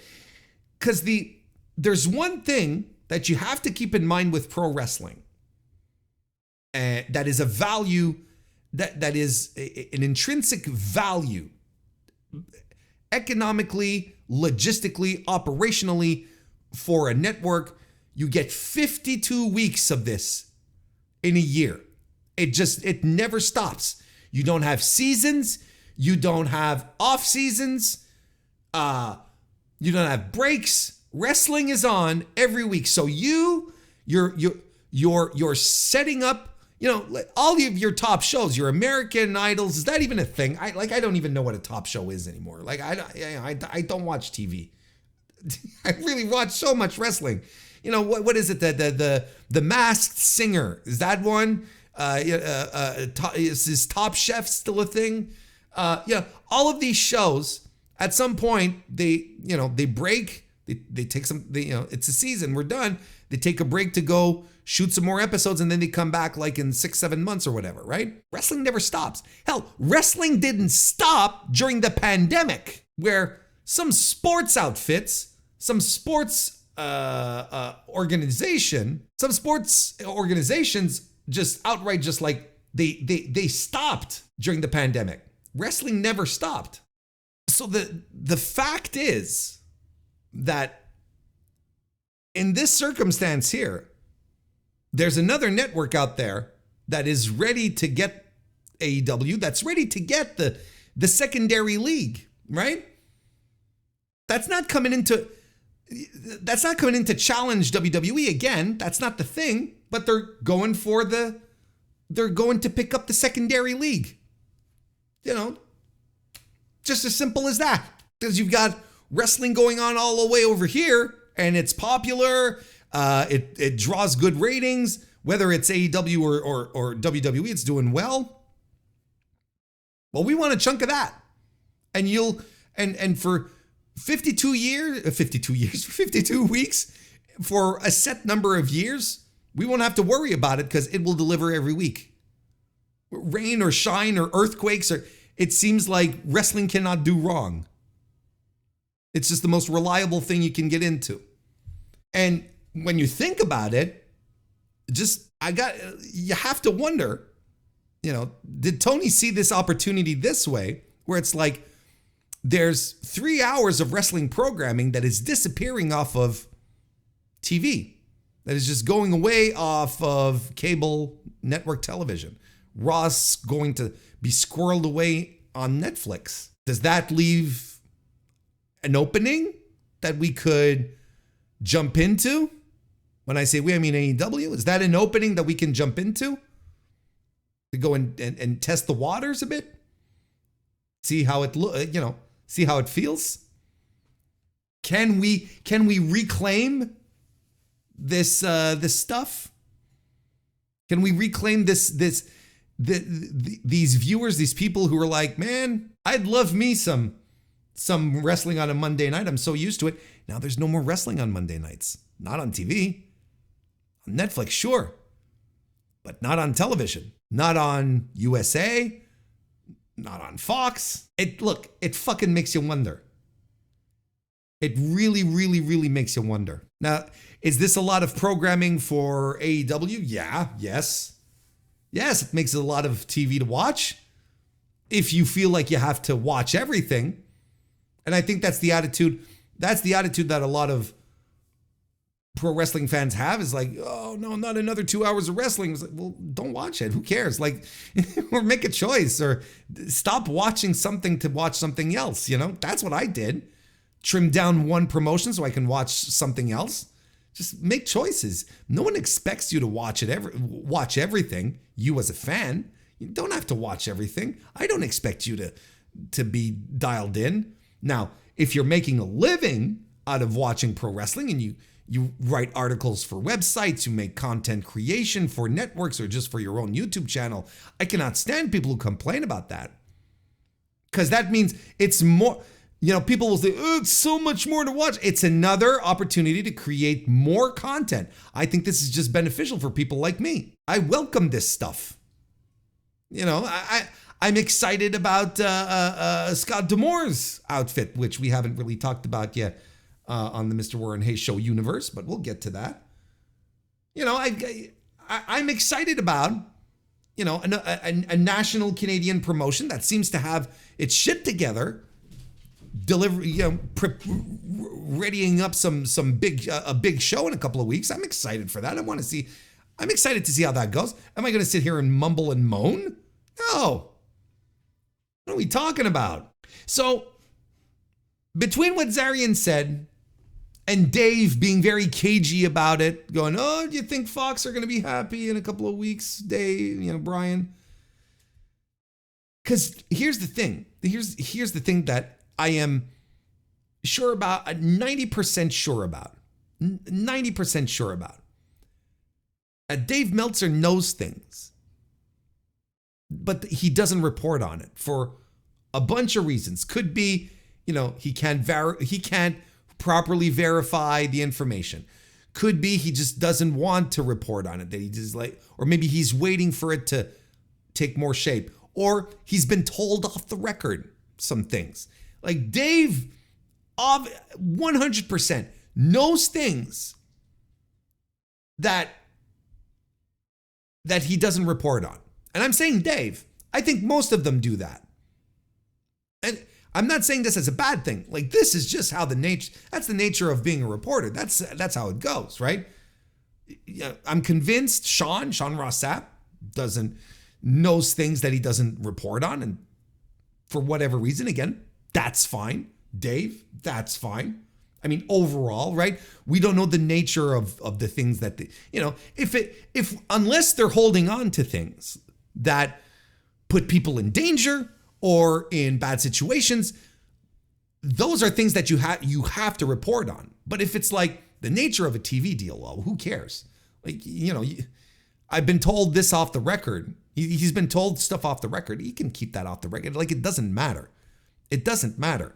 Or Sean learns that, such and such wrestler is showing up at, WrestleMania or whatever.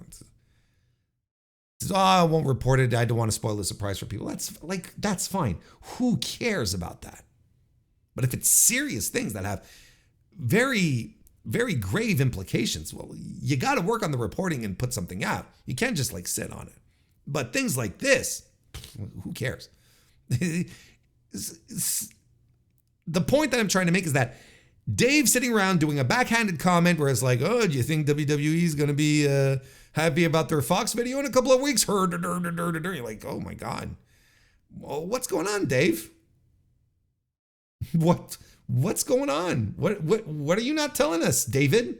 I'm interested. Don't get me wrong.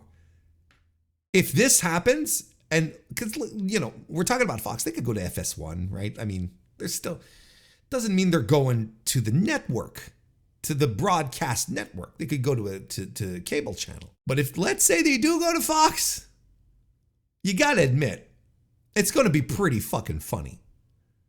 Like, the chaos this is going to ensue, that is going to ensue, that is going to be created out of AEW going to a primetime slot on broadcast television 5 years into its existence. I might just open up a burner account on Twitter and make sure I don't miss a thing. I won't, though. Twitter's a cesspool and it's ran by a piece of shit. But it's still going to be glorious. People are not going to be able to handle this rationally. They're not going to be able to see that this is a good thing for pro wrestling. They're not going to be able to see that this is good for business. The grifters are going to have to all get into their group chats all together and hammer out the next goalposts. It'll be, look, I kind of hope it happens for that. Let's just keep, we'll let this one fly. And here's another thing. I know a lot of people were disappointed that the new deal was not announced at All Out. But again, this is a case of people working themselves into a shoot, thinking that Tony Khan is going to announce the TV deal on a pay-per-view on a Saturday night. People don't have any understanding of how public relations work. That would be nonsense to do that. You don't announce big business deals in entertainment and sports on a Saturday night or a weekend, much less a Saturday night, which is, a party night. Everyone is out. No one is reading. No one is, everyone's having a good time. They're in bars. They're at shows. They're watching live sports. They're doing things with the family. They're having family night. They're out at the movies. Even the reporters don't want to be bothered with this shit on a Saturday night. You think Variety gets the ping from AEW, PR at 6 p.m. on a Saturday night? Do you think the Variety calls the reporter and the reporter goes, oh, this is great? No, they're going to be pissed off and it's going to show in their article. They're going to be, what are we talking about? You do this on a weekday so that everyone can hustle, go on social media, and it's proven at the same time, social media usage is up over the week, as opposed to the weekend where it goes down. Not dramatically, but this is throughout all social media outlets. Weekends, always lower. Weekdays, always higher. You do this, that, like that. And you get your reports. You get your reports out. You get Variety. You get the Hollywood Reporter. You get whoever the fuck. You don't give this to fucking, WrestleBeats with a Z dot, org or whatever the fuck. You give that to one of the big outlets. Then everyone picks it up. Everyone picks it up then after. All the big national papers, all of the blogs, all the entertainment reporters, the sports reporters, everyone picks it up. You don't do that on a Saturday night. You don't. See, people, just too much in the wrestling bubble. It'll be a big surprise for fans. It's not a news for fans. It's not a news for fans.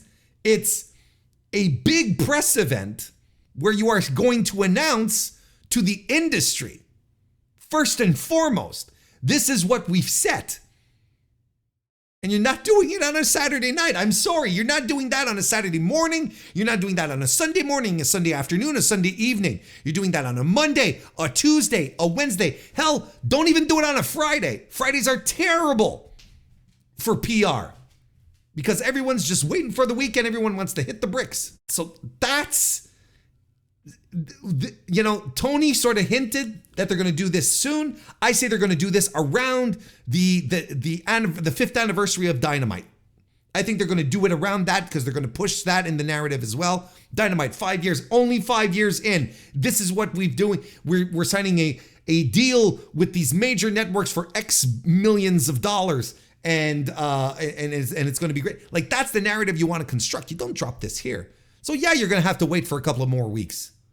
Yeah, you're going to have to wait for a couple of more weeks. But this is also something I've talked about. AEW fans, come in here. Come closer, the freakazoids. Come here. Stop being so anxious about your company not getting the deal. They were always going to get a deal. If it wasn't going to be with WBD, it was going to be with someone else. It was always meant to be that. So stop being so anxious about it. Stop being so fucking anxious about it. Chill the fuck out and wait. Everything is fine. And it's probably going to be better than what you were expecting in the first place. So calm the fuck out. So that's where we're at. And I think it's very exciting. And if AEW starts spreading wider, this is nothing but positive, of course, for AEW, but that means we're finally back in an environment where pro wrestling is healthy in North America. If you can have two big leagues, two big promotions going around getting big money deals on TV in 2024, that's good. It's such a healthy environment. And I don't know why anyone wouldn't be happy about that. And you can go on streaming, big streaming with your shows. You can go on cable. You can go on broadcast TV. Like, why do we continue to tear our head out and try to say these guys are failing because they're not like the other guys? They're not doing as well. You have to be completely brain dead, or Monday Night Wars pilled to be unable to see the good in all of this. To see that finally, after decades of stagnation and status quo, we're finally coming out of it, and there's an appetite for it, and advertisers see it, TV broadcasters see it, streamers see it, and they want in on it. We are going to talk some contract news to begin with. WWE Hall of Famer Jacqueline, Miss Jackie to some, has signed a Legends contract. Jacqueline is the latest to announce that she has signed a licensing and merchandising contract with the company. Her official social media accounts shared the news on Friday, September 6th. And, well, good for her.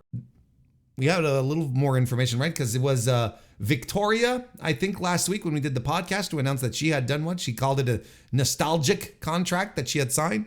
We got a little more context here from the Observer website. WWE Legends contracts, sometimes referred to as WWE Nostalgia deals, allow for WWE to use their likeness in video games, on merchandise, and for the talent to make appearances at live events or on television. It does not prevent the talent from working elsewhere, however. Jacqueline joins Victoria, Brian Pillman's estate, the Headbangers, Hulk Hogan, Mick Foley, The Godfather, and the Dudley Boys as those who have signed similar agreements recently. Jesse Ventura also noted that he is on the verge of signing as well. And as they point out here, Jacqueline is a two-time WWE Women's Champion who was inducted into the WWE Hall of Fame class of 2016. She debuted working in the promotion in 1998, aligning with Mark Miro in his feud against Sable. Who could forget? So good for her. I think, clearly WWE is, putting into high gear the re-signing some of their old stalwarts, some of the old legends, so that they can populate Legend Nights once again. They can, they'll have people, so they'll have a little more people sitting around the poker table when sitting next to JBL and Ron Simmons, so that they can all jump in sequence when Ron Simmons says, "Damn," that kind of stuff. Good for her. I mean, honestly, that's a good thing. I'm happy for her, and she's probably extremely pleased as well. Next on the contract renewal scene, Cedric Alexander has apparently re-signed with WWE. Fightful reported that Cedric Alexander is staying with WWE for the foreseeable future, as he has re-signed a new deal with the company this past spring. So it has been a while. It's been kept under wraps. No other details were reported other than the deal is for multiple years. During a virtual signing session on Friday, former Hurt Business stablemate MVP said he thought Alexander had re-signed. The 35-year-old first debuted for WWE in the 2016 Cruiserweight Classic.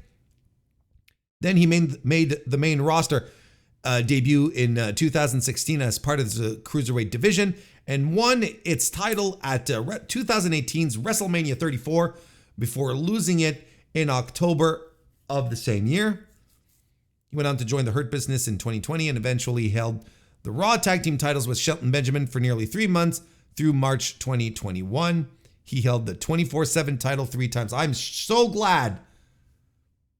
So glad that I'm so happy that we were able to squeeze in the the incredible prestige that is the WWE 24/7 title, held by numerous luminaries. He's 35 years old. Our boy's getting up there. No mention of 205 Live. We'll talk about the 24/7 title, but not a single mention of 205 Live. That is 205 Live erasure, folks, if I've ever seen it. If I have ever friggin' seen it. Can't believe it, actually. Shayna Baszler has signed a new WWE contract. Fightful reports that Baszler, whose contract was slated to expire this year, has re-signed with WWE. The deal came together recently. According to Fightful, our Brian Alvarez, our meaning, the Observer, he's not ours. Like he's not mine. He's not yours. He said the deal was actually completed in June. So good for her. Shayna Baszler is also getting up there in age as well, right? How old is Shayna? I mean, she's 44. And I mentioned it last week, right? I think it's very cool that that women are also showing this longevity in the business as well. That they're like their male counterparts. They are also showing that they can stay in the business, stay relevant, and continue to work into their 40s, right? Because if you thought the ceiling for men was bad in the day, it's always been terrible for women, where their ceiling it was much, much lower, because once they stopped being attractive, it would usually be, all right, we'll give you something else to do. Or, end up just being nice and quiet in catering or whatever. Or just flat out fired. So, that's cool. That's cool that we're seeing more and more in that of that in pro res. Check out here, Humberto Carrillo has re-signed with WWE. Fightful Select revealed earlier this year that Angel Garza and Humberto Carrillo's WWE contracts were set to expire in August. Garza confirmed this publicly and later disclosed that he had re-signed with WWE. And Fightful has also confirmed that Humberto Carrillo has re-signed. He re-signed around the same time as Angel Garza. And it's learned that he's on a multi-year deal that matches up with Garza's. As of now, the duo are expected to continue teaming together and have been appearing on screen with Santos Escobar of late, is what I mean. This is exactly the same thing that I feel like when Angel Garza's contract was up. It's like, okay, what does this guy do? What does he go after if he decided not to re-sign? Like, there's AEW, no, there's no reason. These guys don't have any right now, right? They don't have intrinsic value in any way. What do these guys bring to the table that is so very special? Not much, really. I think, I speculated on it, and I still believe the same thing, that if either guy had decided to just pack it up, head back to Mexico, they would have been treated like superstars back down there. They would have been like, sure, come on back, fellas. We're gonna give you a nice spot on the roster. You're gonna get some nice pushy pushes. But do you see Berto on the AEW roster? Like, can you even say, oh, TNA would have been fine? Really? TNA? Like, I don't know what would have been I really don't know what the advantage would have been. So, it's the most logical, plausible outcome for him, if you ask me. Good for them both. Good for them both if they're, if that's what they're up to. And finally, under contract news, Steph DeLander signs with TNA Wrestling for the remainder of 2024. That is a hell of a picture. For those of you who have the benefit of video right now, for those of you who don't, Steph DeLander is, I guess this is the wedding episode with PCO. Like, she's literally in a bride's dress and she has the Bride of Frankenstein hairdo on, and I guess Destro is giving her away. PCO's guy, and he's like some old, tired, Dracula-looking type guy. I'm not quite sure what I'm looking at. Anyway, Steph DeLander revealed during a Pro Wrestling Illustrated podcast, shout out, that she has committed to the promotion, TNA Wrestling that is, for the remainder of 2024. When I first came to TNA, it was kind of a per date deal, I agreed to a couple of dates. And then recently we've extended that through 2024. So I've agreed to the remaining dates for the rest of the year. Well, isn't that nice? It's weird though, right? For the rest of the year. That's the type of contract you don't hear about much. Just for the rest of the year. It's not a multi-year deal. It's not like, till 2025, the end of 2025, whatever. No. Just for 4 more months. Essentially, it's like, all right, okay. Well, if it works for everyone involved, who are we to complain? Good for her. Good for her. Let's talk about some health updates here. Again, I don't want to call it necessarily injuries because the last time we were talking about pregnancies, I was like, wait a minute, pregnancy's not an injury, but it's a health update. Apparently, Kiana James is hurt. She is out of action with a leg injury. PW Insider reported on Monday that James is out of action with a leg injury.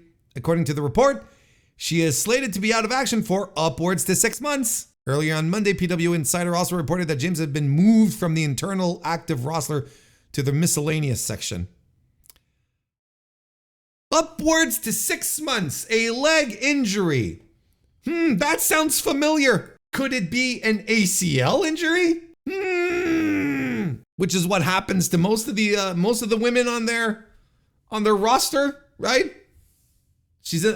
I guess it's not disclosed, but upwards of 6 months, leg injury. Come on, the ACL bug strikes again. If you ask me, I mean, look, it sucks. It sucks. It completely sucks. I hope she gets well soon. Able to get back to it. How many women on this roster wrestle with knee braces now? And I'm not even kidding. How many women wrestle in WWE with knee braces? On NXT, on Raw, on SmackDown? There's a lot. I'll tell you what. They're not alone. And one last injury note here. We learned that Ren Narita is injured. He is going to miss the Road to Destruction tour moving forward, or at least he's going to miss the show in Sendai. House of Torture members sustained an injury to his right arm on yesterday's show on the 9th at Korakuen Hall. He has been scheduled to team with Yoshinobu Kanemaru against Jado, and Shota Umino. And so we will not be able to compete there. I don't know how severe it is of an injury. Obviously, look, they said at the very least, like he's just going to miss they seem to be saying he's just going to miss a show, which isn't too bad. But like as you can see in this picture here, he's being set up as a challenger for Jeff Cobb's TV title. So, I mean, it kind of stinks for him if he ends up in a position where he's got nothing, where he was supposed to get pushed, and then out of the blue, whoop, not gonna happen anymore. Like that'd stink. But then again, and I don't want to sound callous here, it's Ren Narita. I think we're gonna be fine. I don't want people getting hurt, getting injured. That's awful. But, I don't think it's derailing some massive plan here. But it's unfortunate. Hope the injury is not severe. I guess that's the best we can hope for. And that about does it for the contracts and injuries news. How about that? It is now time to talk about AEW All Out 2024. That happened just a couple of days ago on September 7, 2024, from the Now Arena in Hoffman's Estates, Illinois. Boy, oh boy. I mean, this could easily be like the podcast topic in and about itself. This could be like a 3-hour thing, I feel, but I'm going to do my best to streamline my thoughts, get everything out of the way, but because I thought this was a fantastic show, like a legitimately great wrestling show. It could probably be, I think it ranks up there with some of AEW's best, if not its tippy top best. If you want to put it in your top 5, absolutely. You want to put it in your top 3, sure. Like I'm trying to think of shows that have hits that have hit all the right notes, right? For me, of course, and probably for most of you as well. If you're listening to this right now, we probably share the same sensibilities. Just an absolutely remarkable show, and it hit all of those. It is now time to talk about AEW All Out 2024, a fantastic pay-per-view event that happened on September 7, 2024 at the Now Arena in Hoffman Estates, Illinois. I mean, I say fantastic. I think that's even, being a little underwhelming here. This was a great pay-per-view. It was a legitimately great wrestling show. I think it's one of AEW's best that they've ever done. Look, I'm trying to think of for this year. Let's say just for this year. Yeah, Revolution this year, Revolution 2024, typically regarded as an extreme high note for AEW this year. I think we're getting into the same territory. We're getting into the same vicinity. If you wanted to put this one over that one, I couldn't blame you. But this is a top pay-per-view that had nothing but fantastic stuff to offer. You had on this show, you had good to great wrestling all around. You had a potential match of the year candidate on it, and you had just fantastic angles, like legitimately noteworthy, newsworthy angles. Like, it was a show packed with great wrestling, a show packed with fantastic action, and a show packed with news and stuff happening. I mean, even like three matches into the show, and I was like, hot damn. Like, this absolutely rules. It's a show that showcased the immense talent that the AEW roster, that the AEW has accumulated for their roster. Like, the amount of a high-level, world-class talent that they have accrued. We talk about it often, being one of the best pro wrestling rosters to have ever, been. But you get all of these people together and you put them on the show like this and they all shine. You're like, this promotion is incredible on that front. Having this depth of talent to be able to provide this level of show. We'll all sit here and argue, and me in a couple of seconds, I'm going to be talking about attendances, but we can bust our brains about attendance numbers and ratings figures and pay-per-views and media deals and all of that.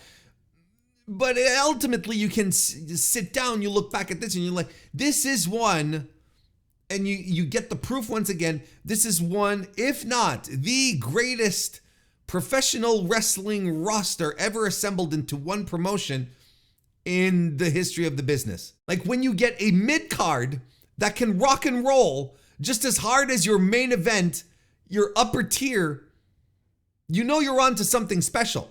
And as fans, we know we have something special. And we know when things work. We know when things don't work as well. And everything clicked. I feel like everything was made for AEW fans tonight. And particularly people like me. Where, as I mentioned on my preview, as I mentioned on the AEW preview that I recorded, only 2 gimmick matches, really, out of the whole, on the whole show, right? You had the steel cage match, and you had the street fight, the Chicago street fight. Those were the 2 like gimmick matches of the show. Everything else on this 8 match card was just straight up pro wrestling.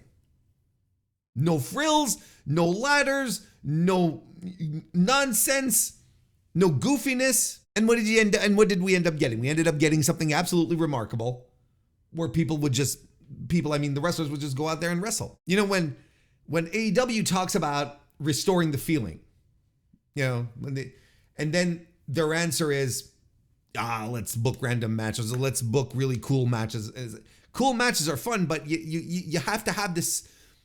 It's an ensemble thing. There's a lot of moving parts to just restoring the feeling. I watched this show, And the feeling that I had watching it at the end was like everything was angry and gritty and hateful. Like the matches that mattered, of course, conveyed that feeling in a way that AEW hasn't done in a while and that the other guys haven't done in years. There were things here that were designed to make you feel uncomfortable, make you feel angry, or that were fueled by anger, fueled by resentment, fueled by dislike, hatred. And I'm like, this is also restoring the feeling. This is it as well. It's not just having, Bryan Danielson wrestle, Mystico, or I'm just throwing stuff out there, or, Will Ospreay having tremendous matches. There's more to that. That's amazing. Don't get me wrong. And the fact that we have that possibility is tremendous. But to have your matches be fueled by dislike and hate, it changes your scope of things. It changes everything. And it adds a layer that we're not used to seeing in North American wrestling anymore. So when we talk about restoring the feeling, that feeling for me is restoring anyway. Maybe not completely. We'll see how long this lasts. We'll see how long this current vibe lasts. But between guys being snarky and, wanting to scissor me daddy ass at every, turn, or doing goofy quips and whatnot. I had a card that was filled with people who had legitimate, angry reasons to come after their opponents tonight. I had that feeling, that aura of rage. I mean, it's not an aura, right? It's a radiation that was irradiating from the matches tonight, which I thought was refreshing and good and got me invested and made me pump my fists. That's what's oftentimes missing. That's what's missing overall in pro wrestling in North America, and AEW is in a position to deliver that, and I wish they did it more often. Because when they do it, we get brilliant shows like we did today, or today as I'm recording, which is dumb. I watched it last night. Here we go, complexifying things again. So let's talk about this attendance. According to WrestleTix, the latest estimate, not the final tally, not the final results, which will probably come out over the next couple of days. Maybe this information will actually be, will probably be bogus by the time you listen to this. I don't know. 8,513 tickets distributed for the show. I believe Tony Khan was talking about the show being close to 9,000 when he mentioned it on the pre-show, not on the pre-show, on the post-show. That boggles my mind. I am a little baffled, and I am delightfully surprised, because it turns out that I was wrong. I am delightfully surprised that I was wrong. I had said on the I had speculated on the preview show that All In was because of the number of tickets it had sold at this point. I was saying to myself, well, it'll be nice if they get over 7,000, but they'll never make it past 7,500, I don't think. And there you go. Like I am happy to report that I was completely wrong. And it's an interesting path that you're taking down here to see to see how we got to 8,000. Because listen, just just about a month ago, on August 12th, this is of course before All In, right? On August 12th, WrestleTix was reporting 5,491 tickets distributed. All right. Then WrestleTix does an update 1 week later on August 19, which has us up to 5,728. So that's 237 tickets more that were sold within that week. And if we're talking August 22nd, well, that is the go home show for All In. That ended with Swerve and Bryan Danielson in the ring, and Danielson just cutting that incredible promo. And that seemed to have boosted ticket sales for All Out. And here's the interesting thing. This is also around the time where the rumors started to circulate that Hangman and Swerve were going to be main eventing All Out. That was just a rumor, nothing reported, but I'd be remiss if I didn't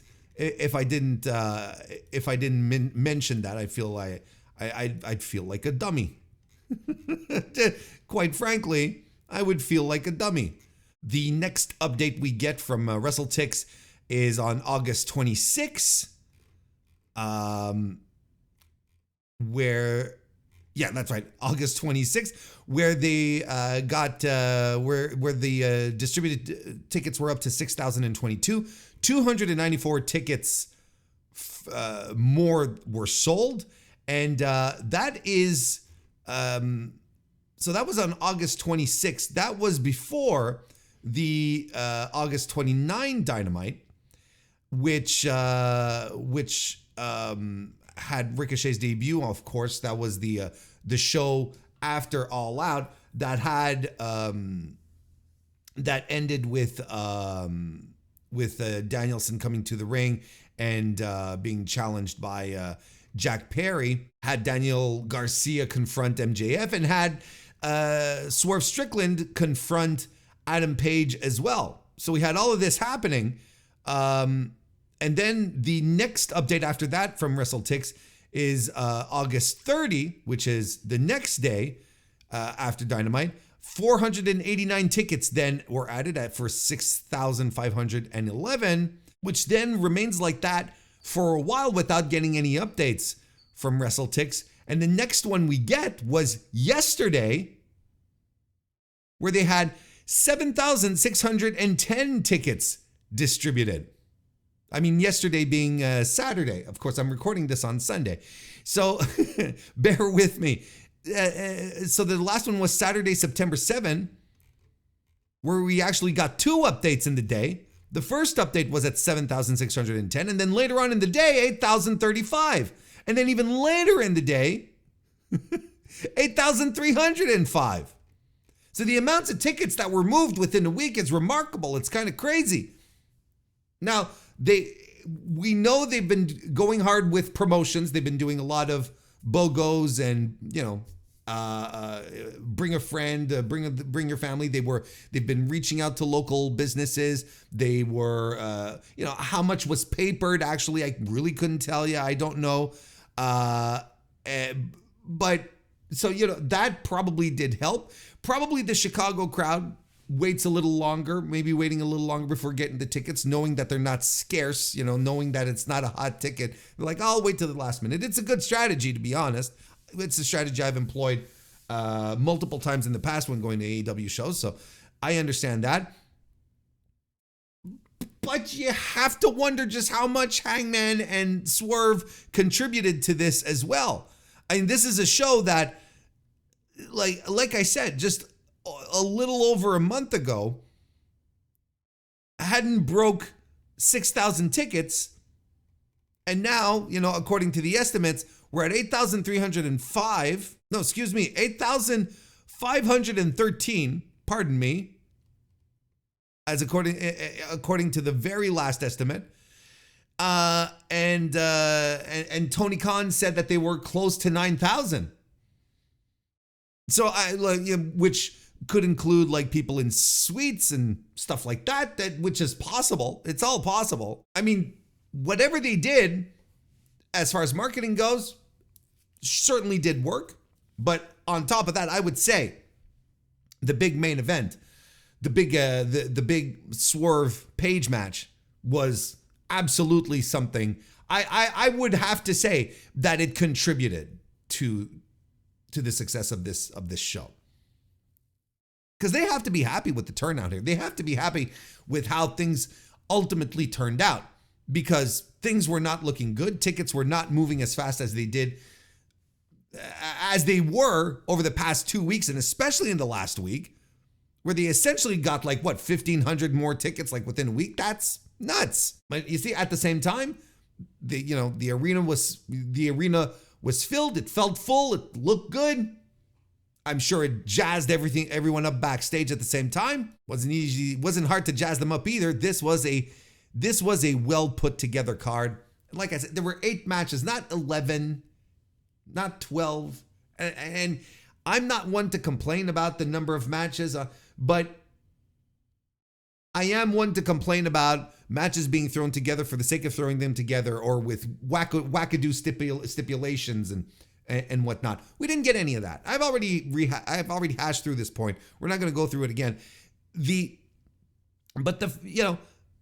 I think it did feel a little tighter, not spread all over the place. Matches had time to breathe, which also I believe contributed to making a lot of these matches truly great. And we are going to start talking about those matches now. And I got to start with the main event. We got to start with the cage match, right? We have to. We got to kick this off with Hangman Adam Page defeating his arch rival Swerve Strickland in the Lights Out Steel cage match. I'm going to be honest with you. I do not know how to review this. I'm sorry. I know how to review it. I don't know how to rate it. If you're looking for my dopey little, star rating on it, I don't know how to go about this. But I want to preface this before we go on. I thought this was tremendous. I in some good sicko, in a good sicko kind of way, I thought this was a tremendously bonkers and also bizarre wrestling match, but everything sort of came together to make sense because of the outstanding outlying story that Page and Hangman have been telling for months at this point. And I'm baffled on how to go about rating this, because it reminds me of that PCO Steve Macklin match that happened. I don't remember on which TNA show. I think it happened last year. It happened last year when I was more regularly watching the TNA pay-per-views before everything went askew. And I'm sure if you've seen the match, and I don't think a lot of people did, but it's this incredible, wild, and weird bloodbath, and they're just pummeling each other with stuff. And I remember doing my review on the podcast. I was like, I don't know how to rate this.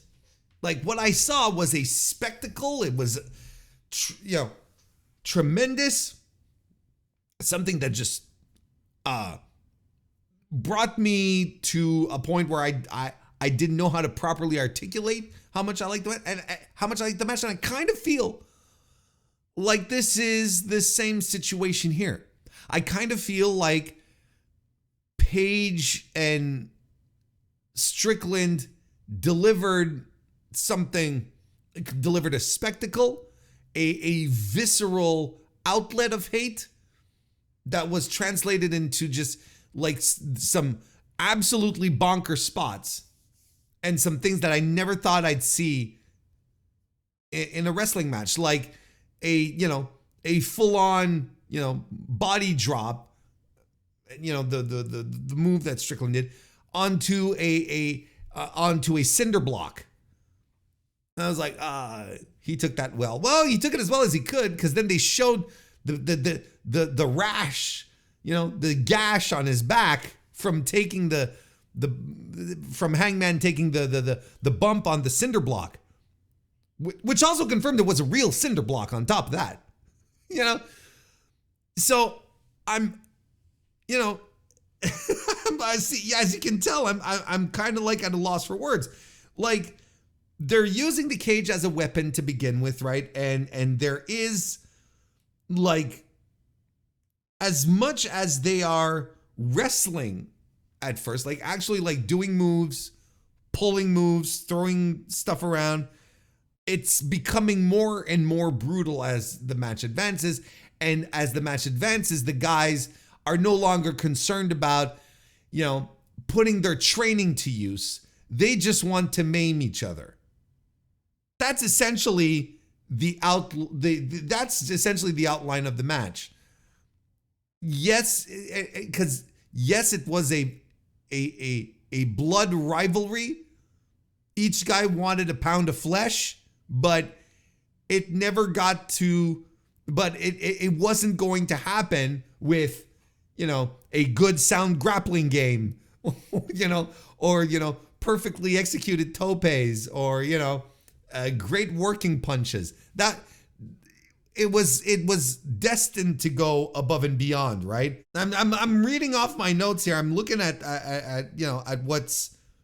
what happened throughout the match, and I still can't like wrap my head around this. Like, this is something that I saw in a wrestling match not that long ago. There's this one spot that I thought was really weird, and I got a little worried. Was like, oh man, I hope this doesn't, yeah. It's when the referee was like trying to pick up the chair, like, and I was like, what is he doing? Like, why is he trying to direct traffic in this match that is unsanctioned by AEW? Like, your job, referee, in this match is basically to count the 1, 2, 3. It's to stop the match. That's essentially why you're here.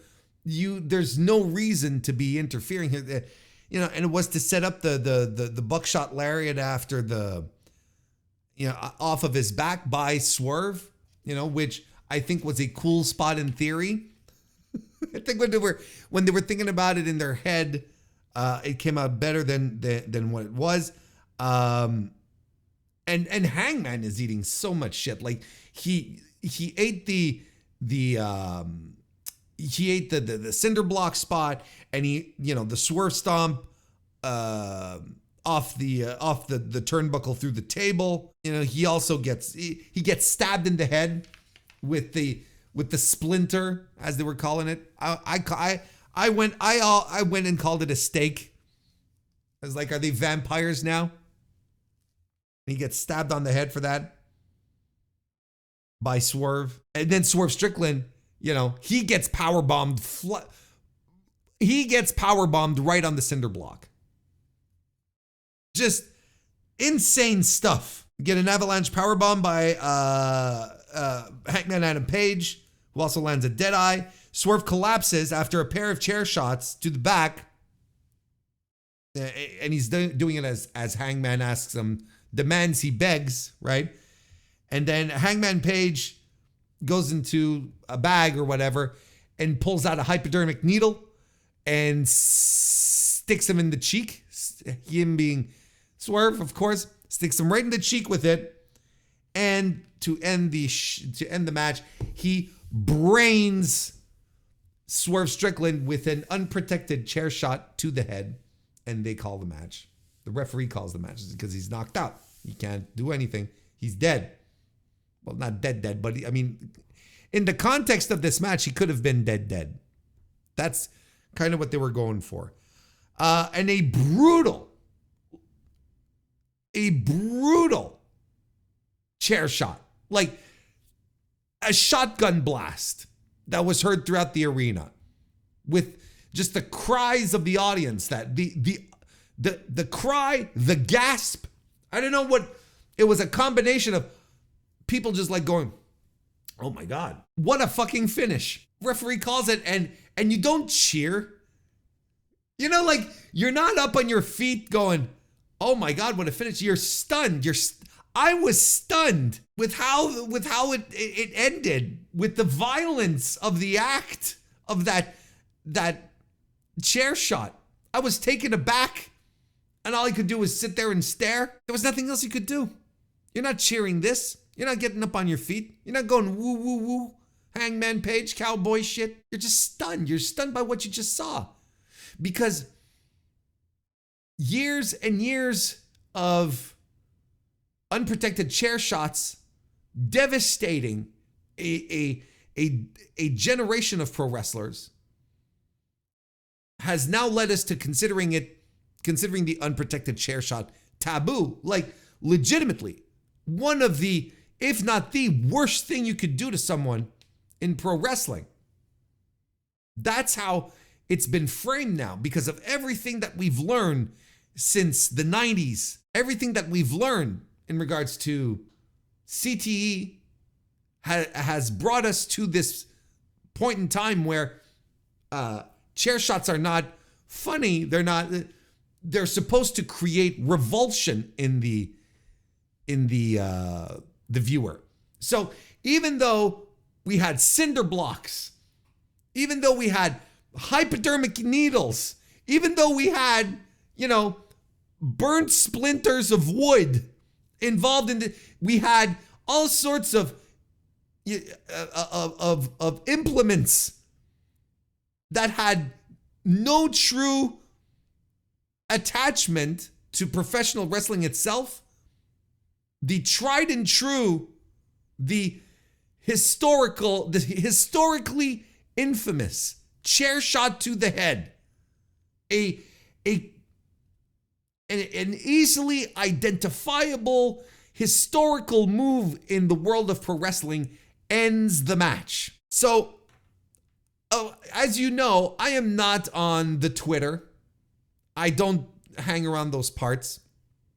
And so I do not know what the safety police feel about this, if they're reacting at all. But I am not going to sit here and pontificate on the safety or whatnot.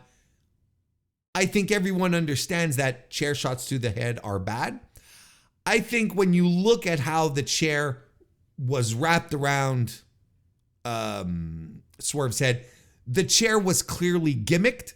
It's not these real metal folding chairs that were commonplace in the 90s. These are things with, where the bottom is this composite, and then you have the cushion on top of that, and it's just sort of screwed into the frame, right? That was a clearly gimmicked chair. And that's also why I think we went to a wide shot when that happened.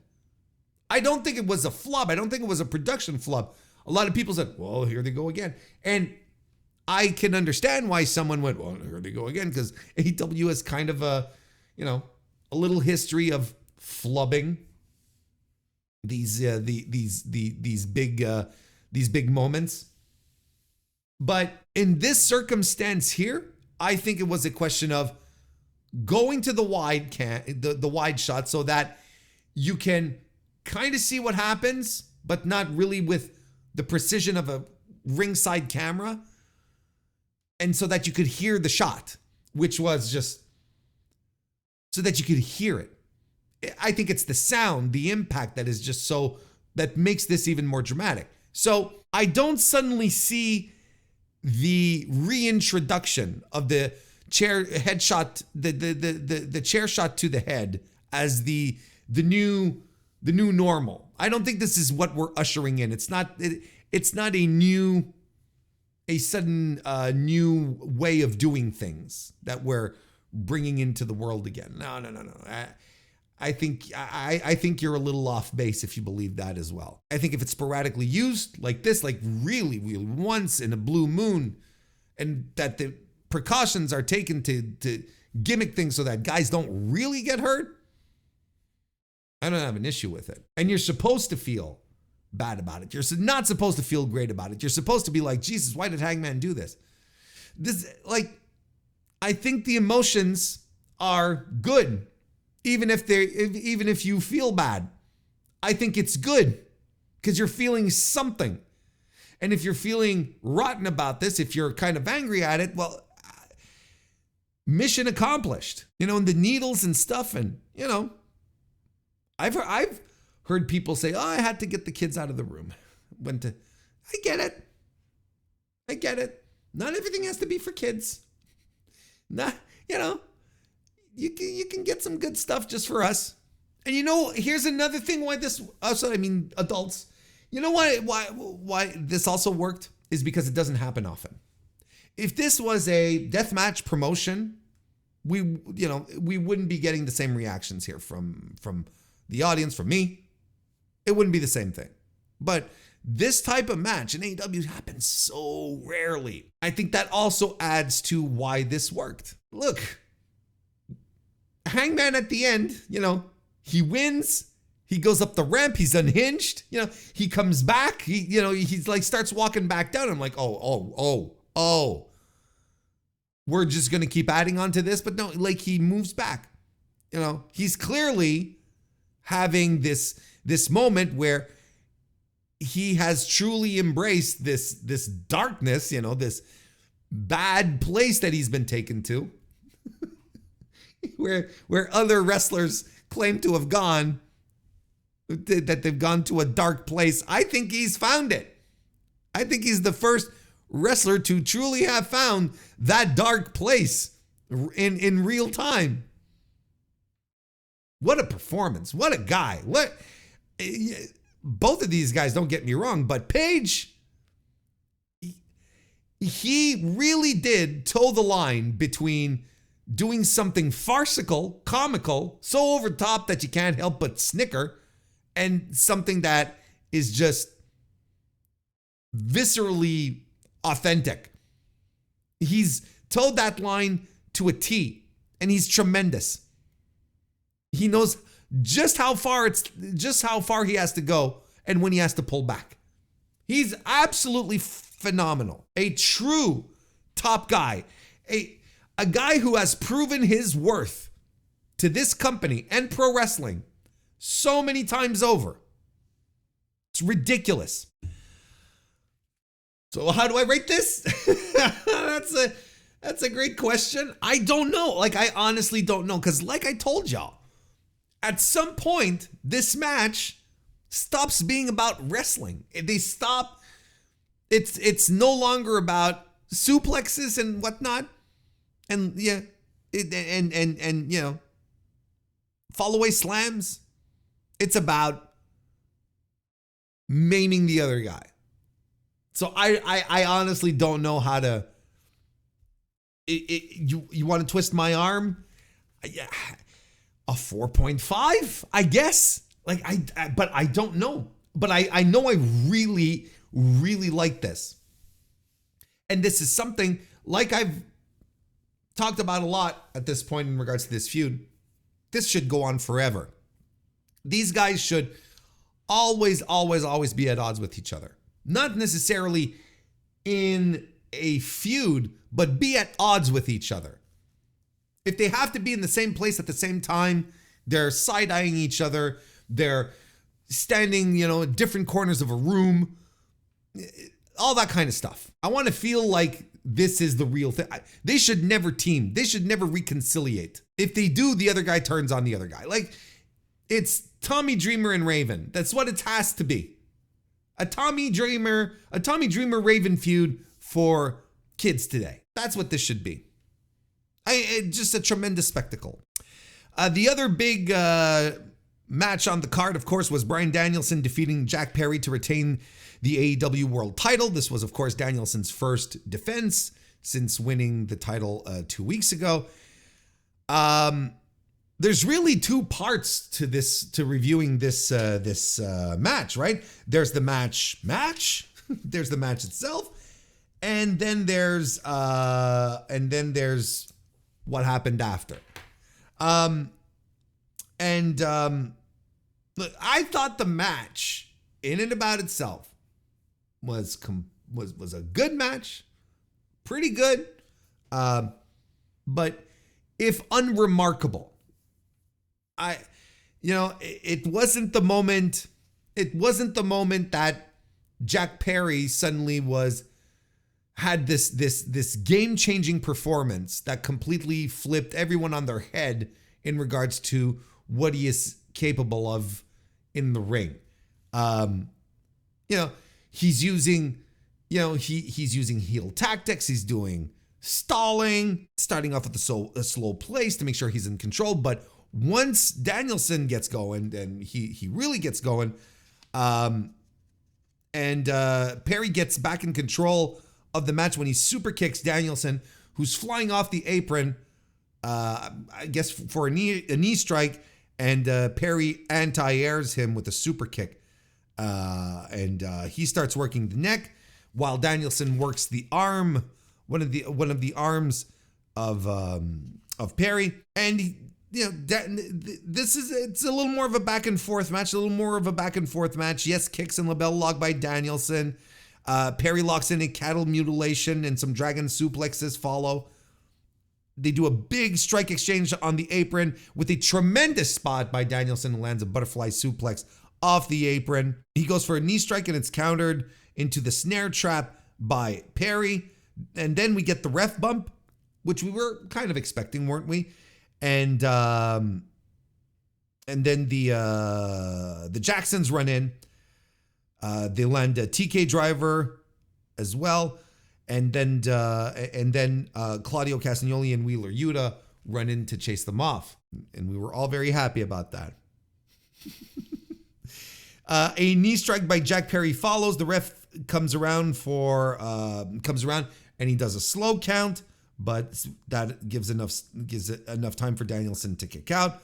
Jack Perry runs into a Busaiku knee. They trade some strikes, and Danielson starts hulking up, does a Busaiku knee again, covers Perry, who kicks out. Danielson then starts to kick Perry's head in, and the Busaiku knee finally gets the win, as Jack Perry offers him up as a sacrificial goat, not a scapegoat, but a sacrificial goat, doing the Raven.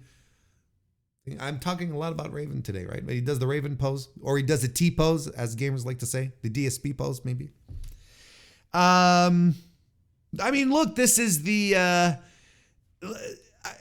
match was good. It's not that it wasn't good. It was a solid, well-worked, well-put-together match. It had a great final stretch. I thought the final stretch of this match was very good, but,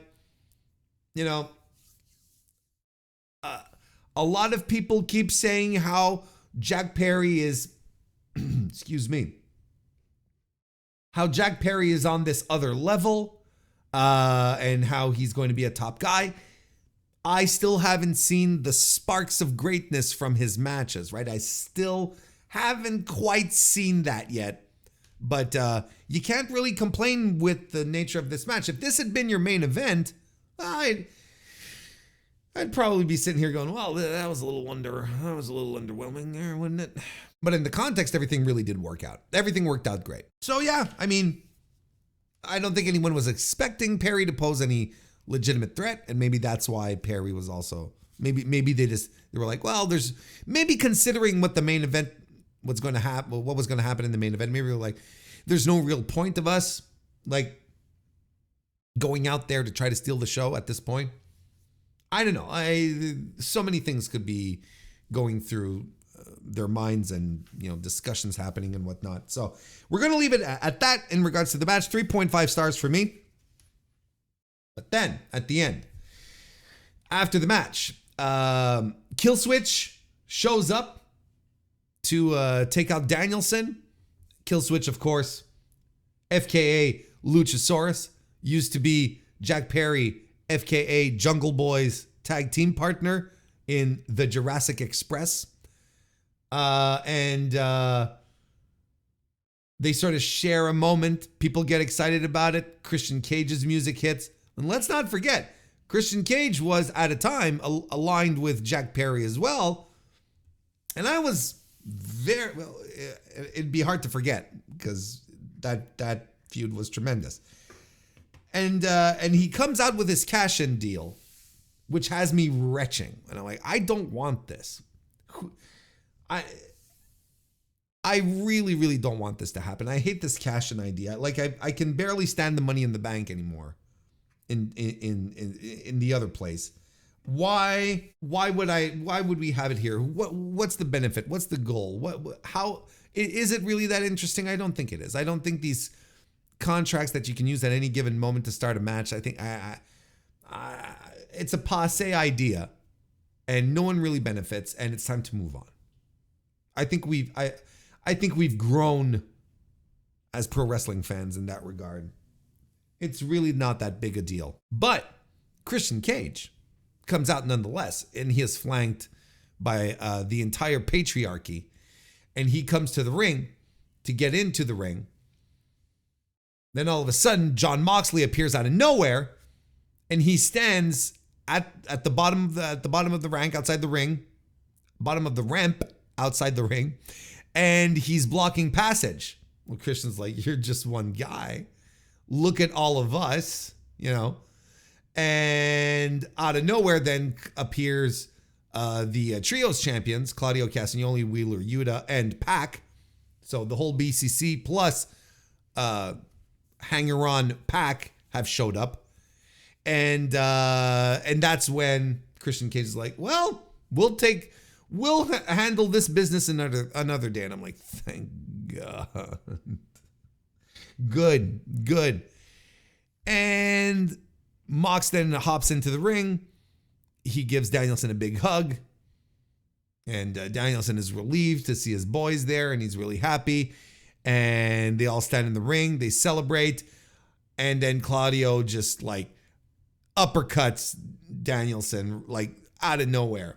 And Danielson's reaction here was absolutely like, I love this turn. This angle was so good. It was so good because it subverts your usual expectations from these tropes. All right? Like I had posted in the Discord, oh boy, here comes the Mox turn. And then he starts hugging Danielson and was like, well, I guess not. You know, they start celebrating like, okay, sorry about that. But it's not Mox who lands the first punch. It's not Mox who lands the first, who takes the first blow. It's Claudio. And Danielson falls on his ass. And he just sits there. And he's looking at Claudio in just completely, complete loss for words. Stunned. He's like, what are you doing? What? He's not saying it. The face says all. You don't need monologues when you're able to convey properly a wrestling story through expressions, body language, emotion. You don't need you don't need the in-ring monologues to make that happen. I love that. I thought that was amazing. And the next thing you know, Jon Moxley wraps a plastic bag around Danielson's head and starts choking him. And I'm like, we're witnessing a murder here. It was fantastic. And you could feel it from the crowd before they started chanting, this is murder. That everyone was like, no one knew exactly how to react. Like it goes beyond going, boo. There was something, again, very visceral, very real. Some hatred going on here where you're like, no. And I should not be seeing this live on a wrestling show. This is awful. And he stays in there for a while. And I'm like, this is one of the most uncomfortable things I've ever seen in pro wrestling. And in the meantime, and Marina Shafir pops out of nowhere. And Claudio there, and Pac, what is Pac doing? He's holding back Wheeler Yuta. Wheeler Yuta, who's in tears, he's being held back. He wants to go to Danielson, but he's being held back. So the story, again, without someone taking the microphone, I'm sorry, Wheeler. We couldn't leave you in on the plan because we knew you were going to fuck it up or whatever. Nothing. We understand just with this interaction that Wheeler Yuta was not in on this. And that he has a certain amount of loyalty to Danielson. Which is probably why they opted not to tell him, because they knew he'd either do something about it or go rat them out to Danielson. And it's fantastic. He's crying. He's reaching. It's just good. A good, great professional wrestling angle. Not stuff happening backstage. Not, the fucking camera microphones picking stuff up. It's just basic thing that is just full of anger and hate. And I'm like, this is so good. And, you know, it's answered a question that we've had over the past 2 weeks. What's Mox up to? What's in his brain? It's probably still not clear 100%, but clearly he wants a shot at this title. He wants to fight Danielson, and we're probably moving on from the BCC, right? I think that'll be the thing of the past, and that's fine.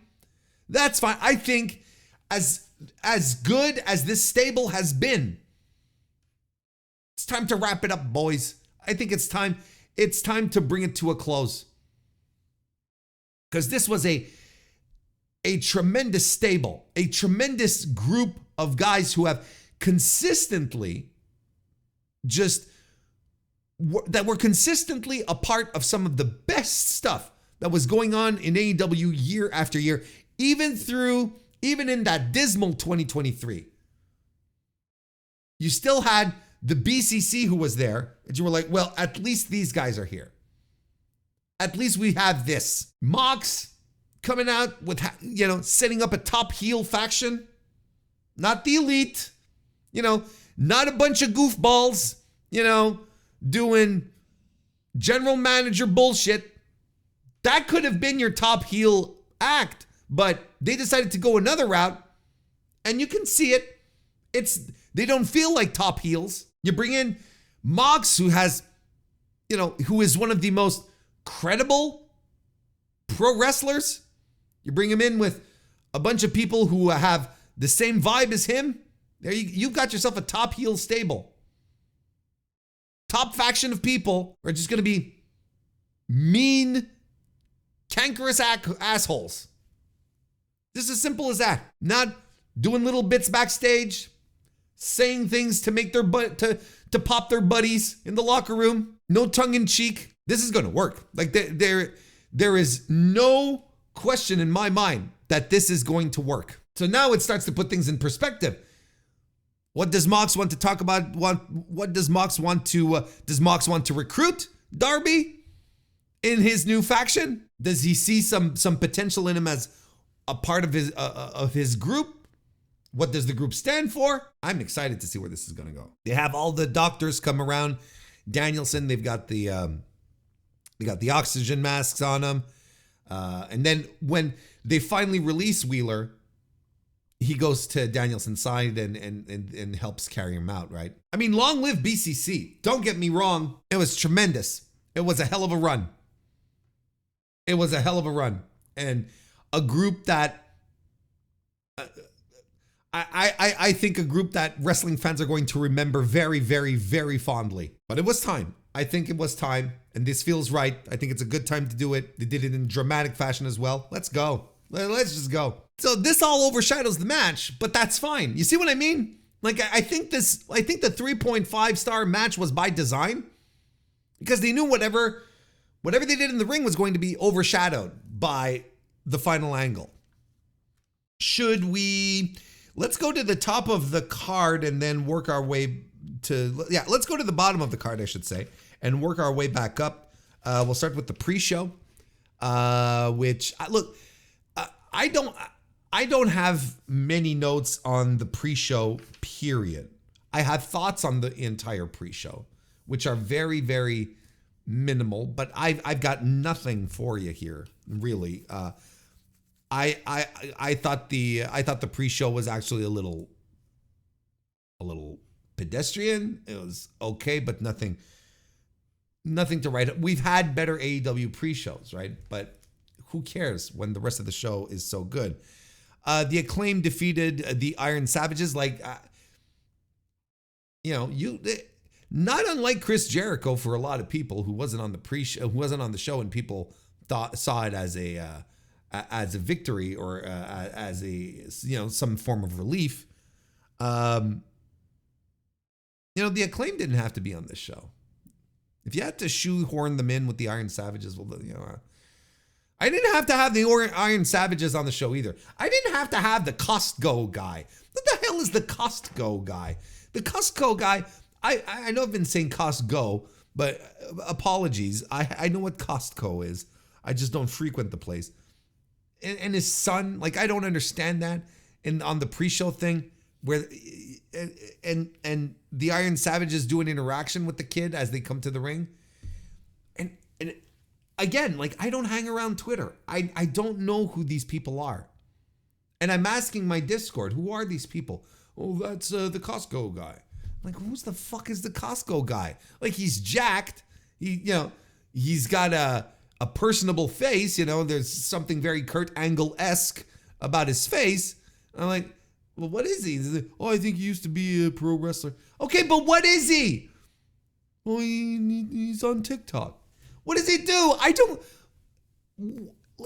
This is the kind of stuff where I get upset because if someone could at least explain to me, like in plain simple terms, who this person is and what they do and what their contribution is and why I should be interested. Why should I be interested in this? Why are they putting this on my TV? I'd be fine. I'm like, okay, I understand. And then I could judge. Then I could say, oh, well.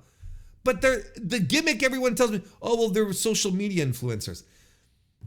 And again, that doesn't answer my question. And if that's the vibe they give off, then I am completely uninterested.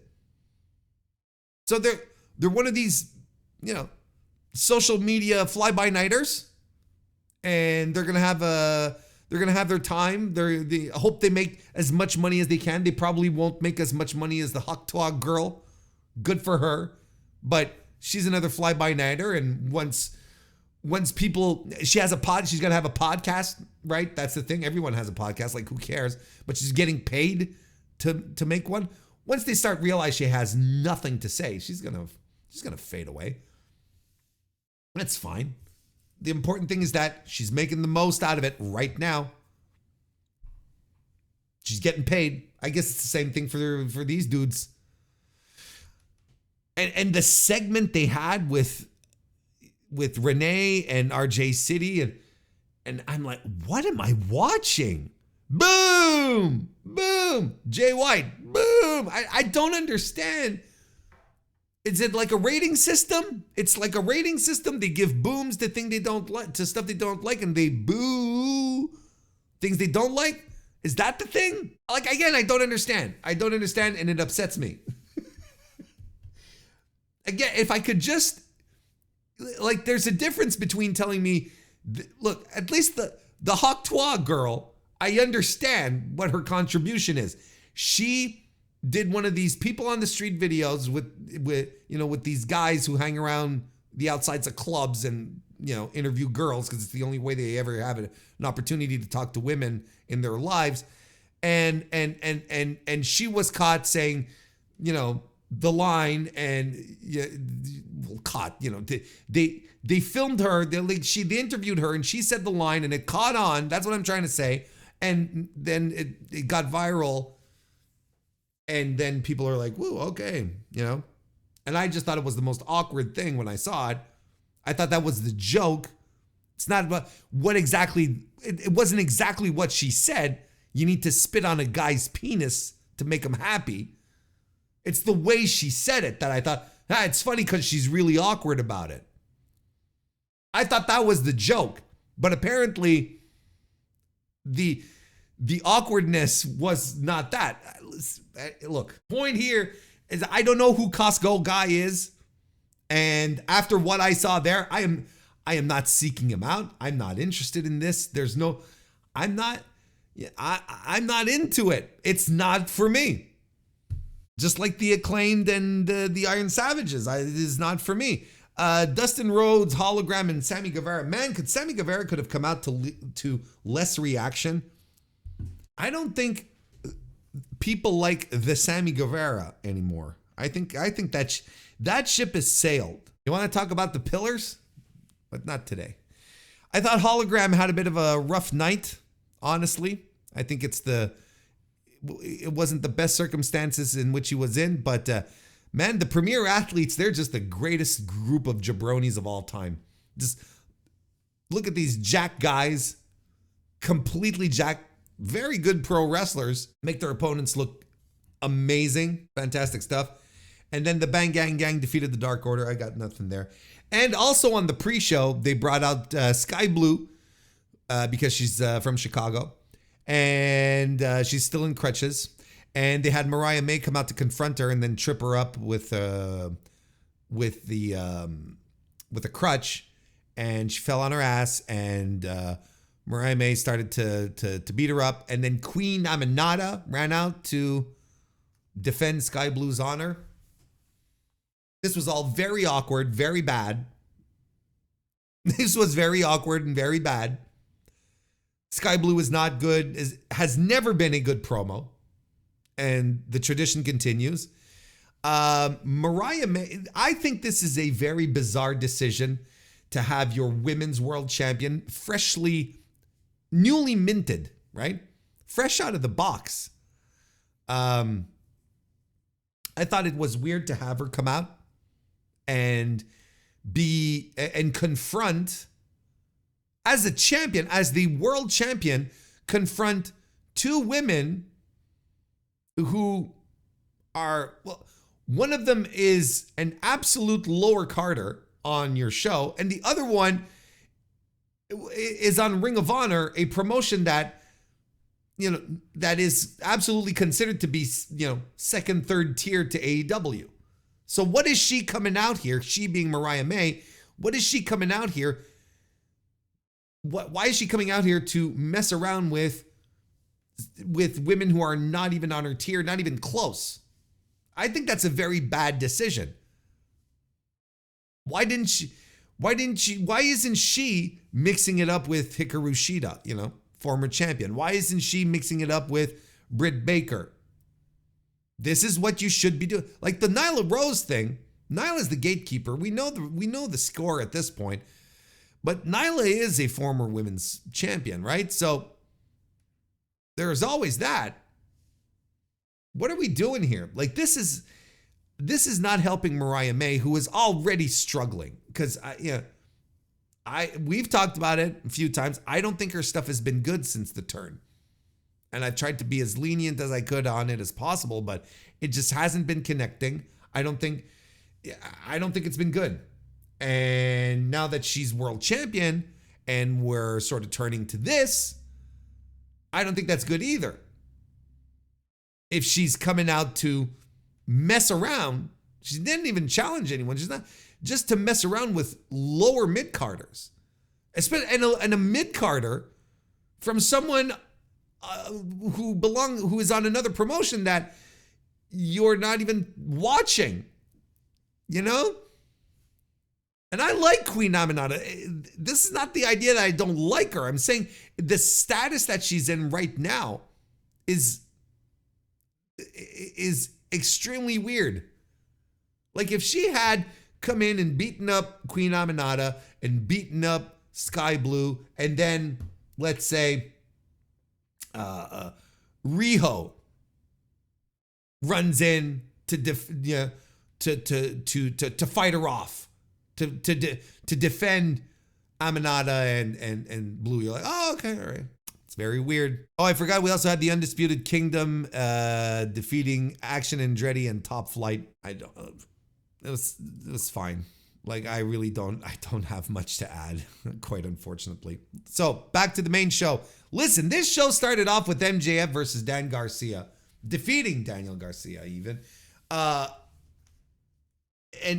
Daniel Garcia, like he hates MJF, right? Again, here we go, right? Hate. And he hates him so much that he didn't even want his entrance. He ran through the crowd and attacked MJF as MJF is doing his little pose down with his big banners. Now that's no longer the flag. It was like a thank me later, right? And they just go for it. And it's a tremendous one-on-one beatdown from both guys. No strings attached. No nonsense. We're not trying to string together, a bunch of sequences and events and funny little bits. We wrestled in this match. It was wrestling, and we're trying to injure the other, right? And especially in the case of Garcia, who said, my fetish is to ruin your life. I want to ruin your life, Max. So he's trying everything he can to wear down the neck which had already been worn down because of the Tiger Driver 91. And now that, and Garcia's neck is also worn down because of MJF's attack, of course. And look, they're doing such great stuff. You know, Garcia lands an avalanche DDT, Panama Sunrise by MJF. MJF beats him down, but Garcia hulks up. Oh, they're spitting on each other. Jesus Christ. And they're not doing the Tetsuya Naito spit, which is kind of like a mist. You know, it's kind of like a spray. You know, like a spray bottle. You know, it's one of those where it's just, no, these guys are hawking up loogies. And they're dangling from their faces. This was a very juicy match. And not just because Dan Garcia was bleeding. He comes in with the headband to sort of protect the injury that he got on Dynamite on Wednesday after MJF cracked the bottle over his head. MJF takes it off and he starts biting it, and he starts biting at it to open it up, and it pours out of his head. And then on top of that, they're spitting on each other. So he's got the spit. And then he spits on MJF too, and it's the same thing. And at some point, Garcia's on, I don't remember when exactly, but he's beaten down, he's bleeding, and then on top of that, he's got shit coming out of his mouth. I was like, this is like the slimiest, juiciest match. But you could feel it. You're like, this is disgusting, and it's great. They pull German suplexes on each other, and they lariat each other down. MJF locks in the walls of Jericho. Daniel Garcia does a label lock and a dragon tamer. MJF does this great submission where he's tying Daniel Garcia up, every limb, holding on to every limb so he doesn't reach the ropes. Well, Garcia finally reached the ropes, touches him with his foot, to a huge reaction from the crowd. Like, the audience was into this. They wanted Garcia to win. The crowd goes nuts. And Garcia goes for some open hand chops and strikes. Pile driver follows. Covers, MJF kicks out. The ref gets distracted. There's a low blow and a jackknife cover for the win on MJF. But then after the match, Garcia gets all his heat back. He goes after MJF and does a top rope pile driver, taking him out. I thought this match was great. Like, to start things off, and I'm like, this is a wrestling match. This is so good. There's no artifice. There's no nonsense. And we get a heel pulling off dastardly heel tactic to win. And he didn't try to do it like a million times over and during the course of the match where he's pulling this out of his trunks and he's got this hidden under the ring and three guys come into. No, one time, one perfectly placed moment, referee distracted, low blow, we're done. You couldn't get a more classic heel finish than that. I thought this was really good. And it was really well wrestled. And I think that's important to point out how much of a great wrestling match this was. And I have said so many times, because I don't want to say I'm an MJF defender, but I also like to think I treat him fairly. Even though I thought the brochacho stuff stunk last year, I still thought he was a great wrestler. Even though his matches weren't all that good last year because the brochacho stuff would get in the way of the matches, I still think he's a great wrestler. MJF rules. He has always been great. And people are like, well, it turns out he's not bad. He's always been good. His gimmick is like, I don't need to put in the effort because I'm better than you all. But nonetheless, he gets into the ring with the likes of Bryan Danielson and he can keep up. He can do it with Will Ospreay and keep up. He can do it with CM Punk as well. Like, he wrestles the greats and he comes off as great. He comes off just as great as they are. And then he wrestles guys who don't have that reputation, such as Daniel Garcia, who I'm not saying is a bad wrestler. Au contraire, I think he's a very good pro wrestler, but he's not one of the masters. He's not one of the greatest wrestlers in the world. He's not Bryan Danielson. He's not Will Ospreay. He's not Kenny Omega, etc., etc. So when we get to MJF versus him and we're able to get a 4.5 star match out of it, everyone's like, wow, this is surprising. I'm like, it's not surprising. MJF has always been good. He just gets into his own way. That's all. It's always been the same thing. When it's time to deliver, he delivers. This was great. So of course, this finish leaves us asking, what is Dan Garcia's next move going to be? And we talked about this on the podcast, on the Dynamite review this week. And I don't necessarily want to reiterate all the points, but the question is still open. Is he staying with AEW or is he signing with NXT once his contract is up in October? When I say NXT, I mean WWE. But yeah, one would assume that he'd go to Orlando to begin with. The question is still open. He lost, so it's not a clear path. Now, one could say, well, this finish obviously establishes that this feud must continue, so why would he go anywhere? Well, I mean, it's still open. You know, he lost to MJF, but nonetheless got his heat back, but he still lost. He still ended up, if he is indeed not re-signing with AEW, he left the territory on his back. He did business the right way. Now, of course, there's this idea that he got his heat back and whatnot, and he ended up looking strong like a star. People were cheering for him. He left through the audience. People were into Dan Garcia. If I'm Tony Khan, if I'm booking this, if I'm doing this and Daniel Garcia is not sure he's staying, I am not giving him this walk away and then basically telling WWE, here you go, here's a neat little star for you. You know what I mean? I'm not wrapping him up for them like this. So I shrug. I still kind of think he's staying. I think apparently from all the insiders, from all the stuff that I'm hearing, it's really not a done deal. Okay. But you got to admit, like, as a viewer, all signs point to him staying. The feud must continue. Yeah, they had to write off MJF from television because apparently he has a movie role coming up. He needs some time off to go shoot, to go play Hollywood again.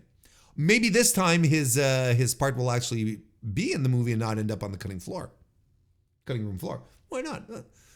Best of luck to you, Max.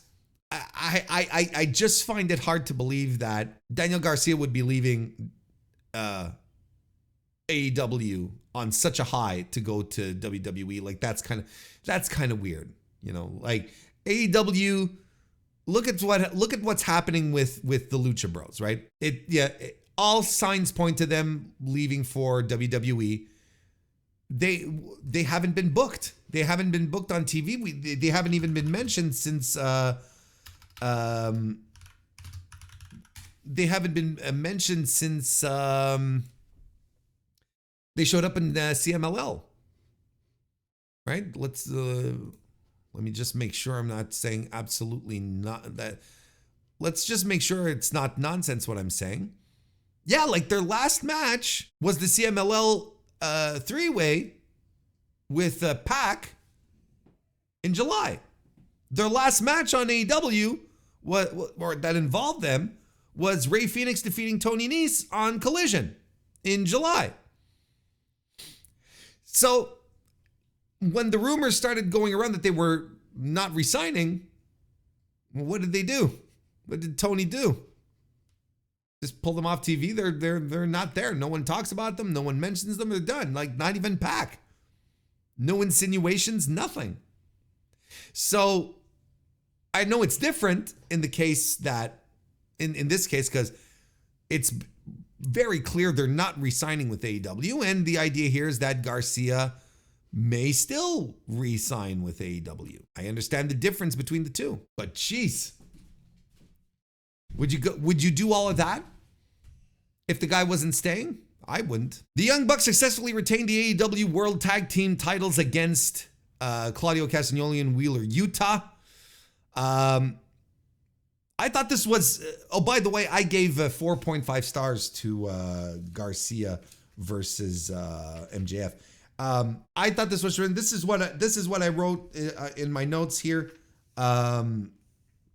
This is what I wrote in my notes here. This is exactly what the Young Bucks needed, a no-nonsense match to find their footing and remind us how good of a tag team they are.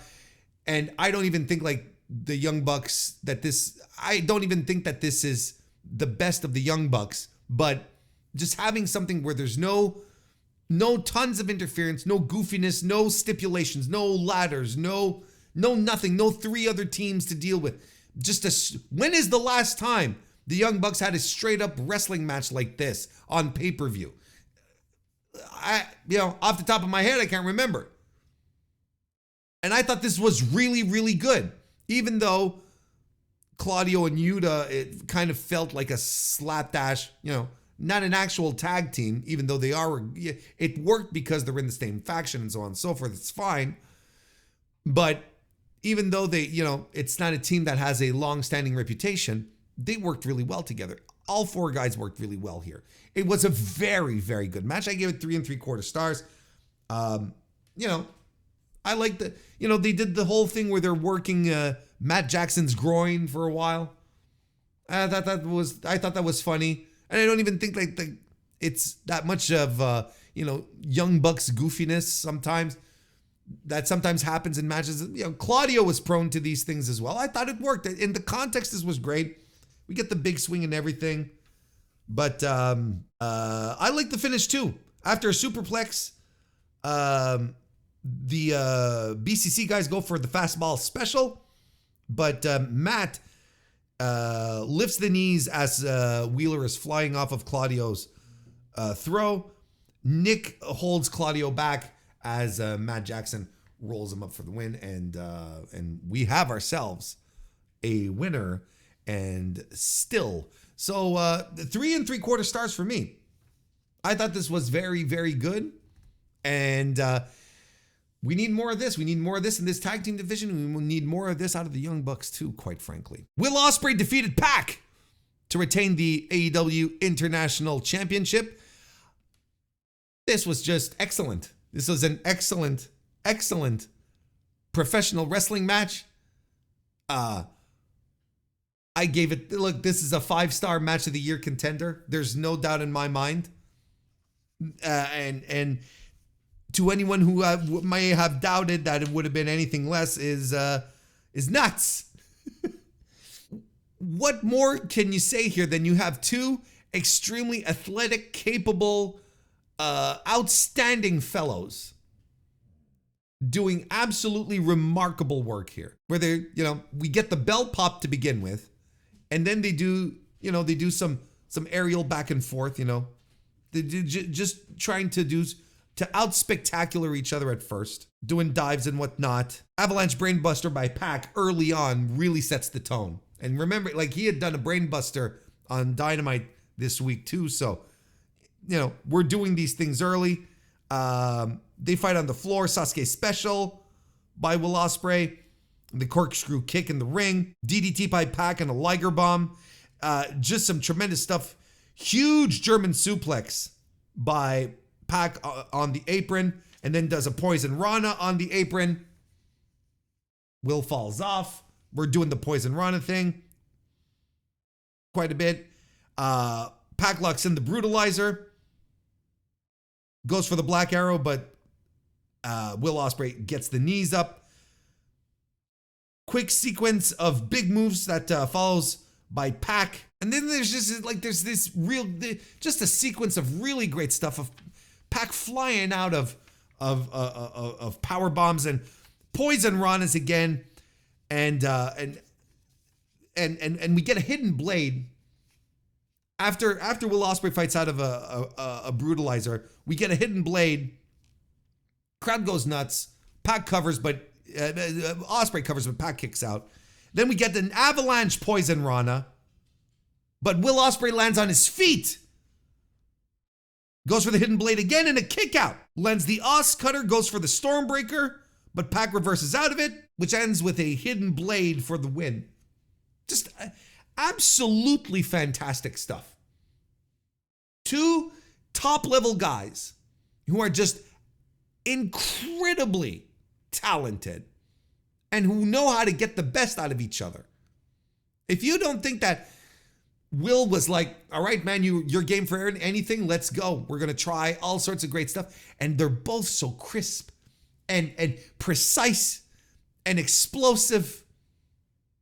It is an extraordinary match. So on top of having a great opener, a really good tag team match to follow, the third match on the card, we're talking match of the year. And I'm like, we still have so much to go and other matches that have that potential as well. This is going good. And that led us to the Chicago Street Fight, where Chris Statlander defeated Willow Nightingale. I said it on the preview. The tradition of the women's division is not the multi-women matches or whatever the hell they were trying to make us believe like about a year ago. The tradition, the true grand tradition of great matches in the women's division AEW comes from the plunder matches, come from the no DQ matches. They always rock.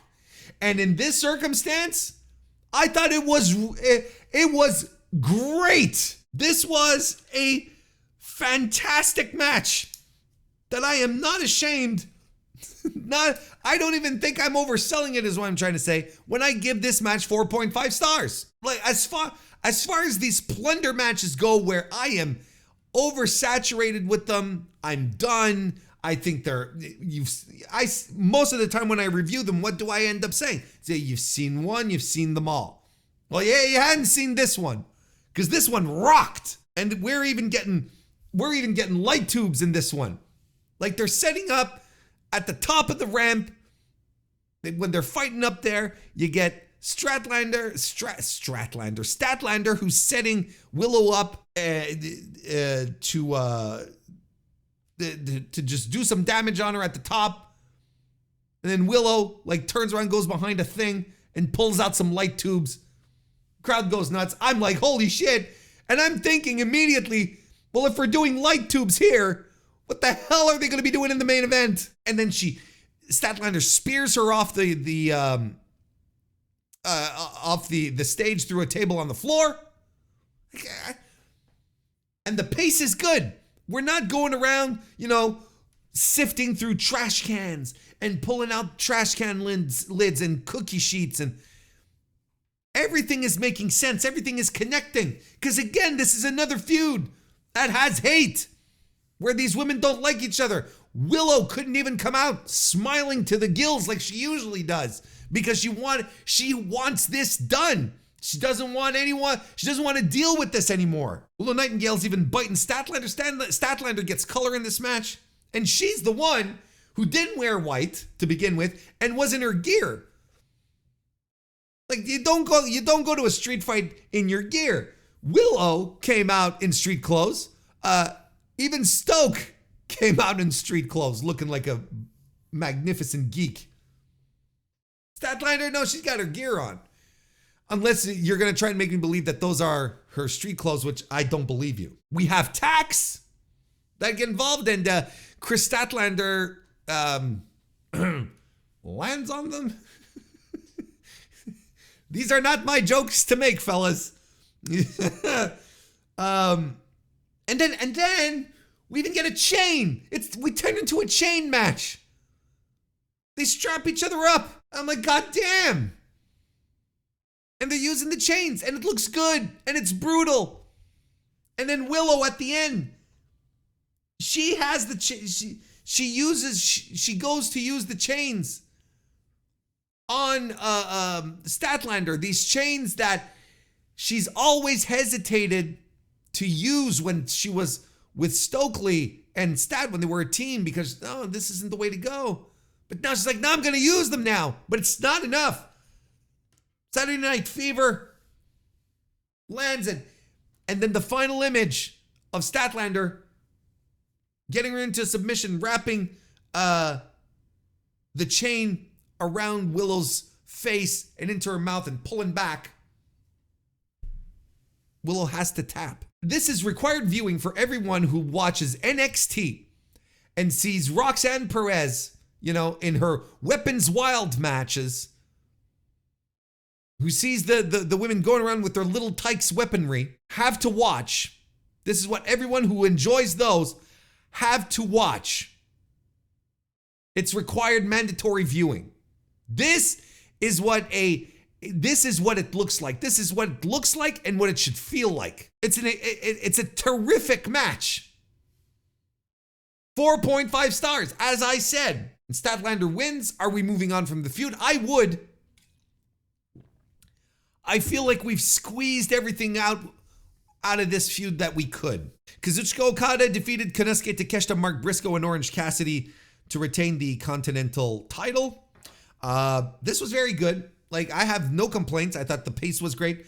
I thought the pace was great. The moments were very good.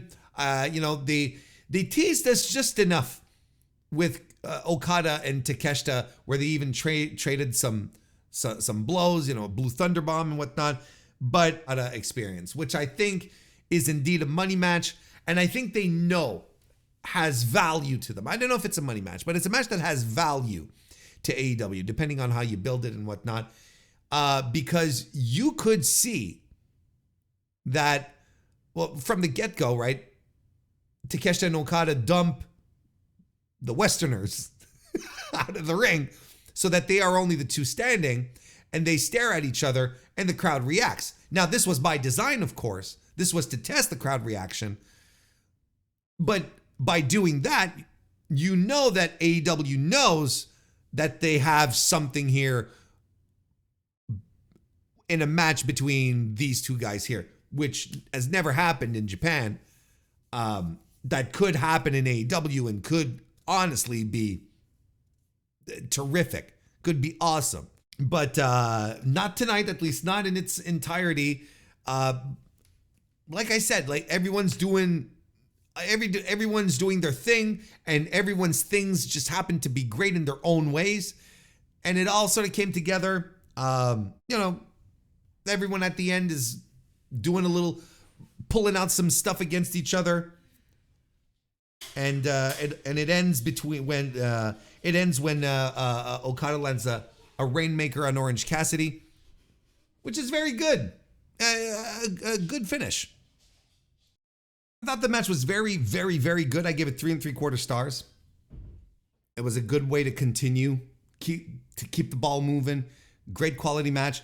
The only thing I bemoan here is the decision to have put Kazuchika Okada. To have not put Kazuchika Okada in his singles match on this card. That's my only problem that I have. But I've talked about this, the issue being that it's Kazuchika Okada. That, like this title, right? We're going to go back in time a little bit. Just about, not even a year ago, but close to, when Tony Khan is starting to sell us on the Continental Classic, which he finally decided to do because a lot of people like myself had spent months bitching about AEW's product and how far they had strayed from the vision that they had, and now we're just getting,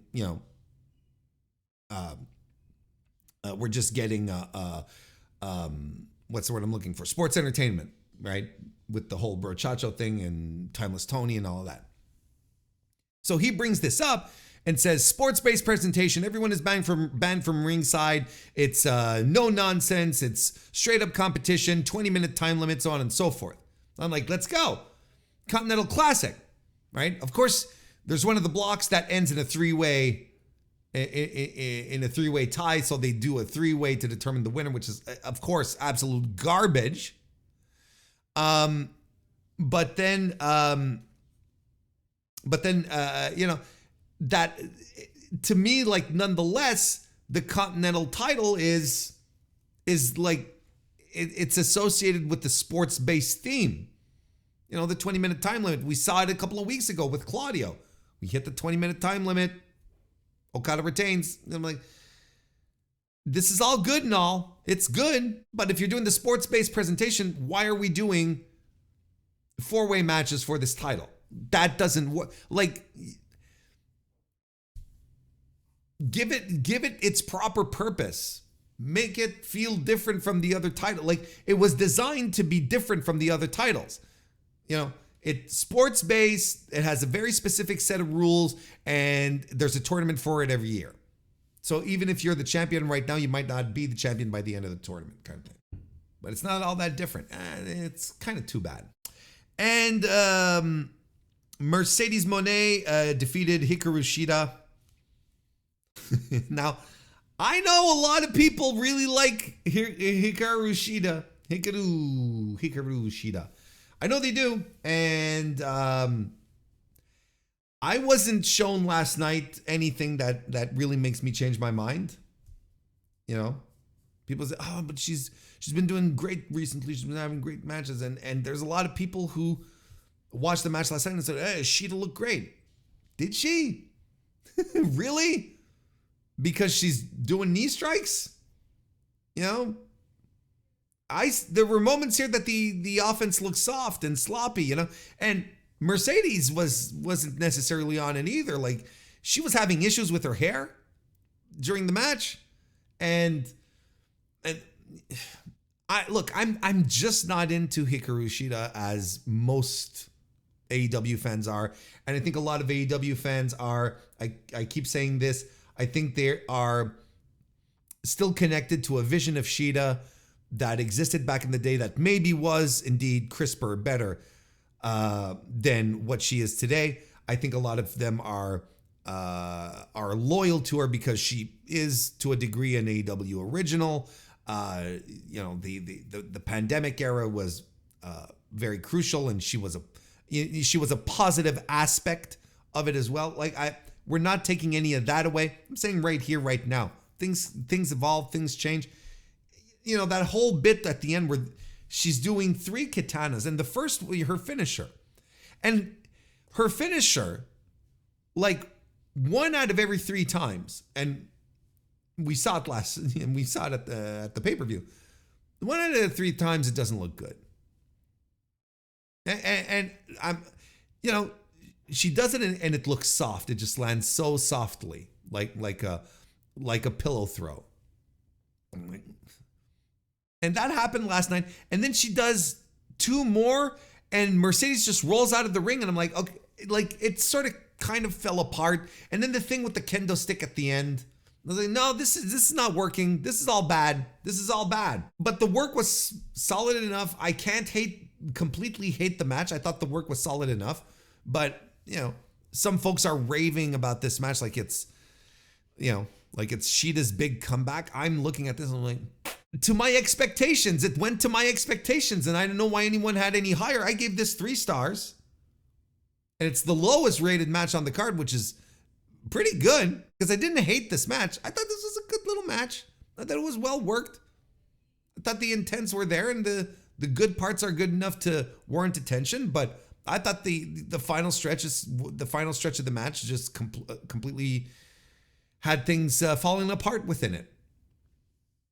Starting with Mercedes mysteriously rolling out of the ring for some reason after eating 3 finishers, and then the kendo stick nonsense. But Moné wins a straight match, you know, no Camille, no interference, no people running in, no, you know, I had heard rumors that they were thinking about her Mercedes having her own faction, and that they were going to add the Renegade Twins. I'm like, that's interesting. That didn't come to fruition.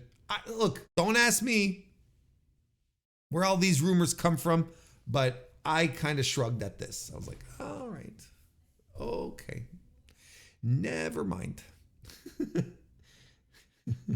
It didn't happen, so I'll relegate those to memory. It's fine. Just like I'll relegate this match to memory. Look, and to be clear about Shida, you know, if she turns this around and becomes like this tremendous pro wrestler, you know, she ups her work, presentation and whatnot, I'm like, sure, I can get into this. I don't hate her. Absolutely not. Never have. I just think now she is a reflection. She's a pale reflection of what she used to be. She's kind of washed. And after last night's results, well, we're kind of in the same spot again. I don't know. So that's the review. That is AEW All Out 2024. By God, what a fucking show. Like, honestly, if my worst rated match is a 3, and it's the one that is by far the least, well, maybe not by far, but if that is the lowest rated match I got, this is not a bad show. This is not a bad show in the least. This was a great show. It's an all-timer. We can talk about where it ranks among the great AEW pay-per-views, but we can have those discussions, and we shall. I'll think about it a little more, but this is one of my favorites. This was an absolute hit, and I think it is a business success, and it is absolutely a popular / critical success on top of that. This was an excellent pro wrestling show, which you should check out if you if you haven't already. Otherwise, if you want just like specific recommendations, well, you watch Ospreay versus Pac, you watch the main event, you watch Garcia versus MJF, you watch the street fight. Like, I think those are the top 4 matches of the show, quite frankly. And that's half of the show. So at that point, might as well just hunker down and watch the 4 others. They're not bad. They're absolutely not bad matches. There's not a bad match on this on the main card. Not a single one. So if you're down to watching 4 of them, you might as well watch all 8. It's a good time. You'll enjoy yourself, and you'll be able to thank me after.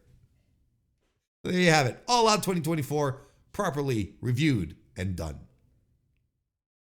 And on that note, we're going to wrap up this week's edition of the Mr. Warren Hayes Show. Thank you very much for tuning in and listening to the entire thing and testing out this new approach to putting the podcast together. I hope you enjoyed it. Let me know, please. Leave me some comments on YouTube or on Spotify, or come and join me in the Mr. Warren Hayes Show Discord, or find me on Blue Sky. I would love to know what you think, if this was pretty good, or or not.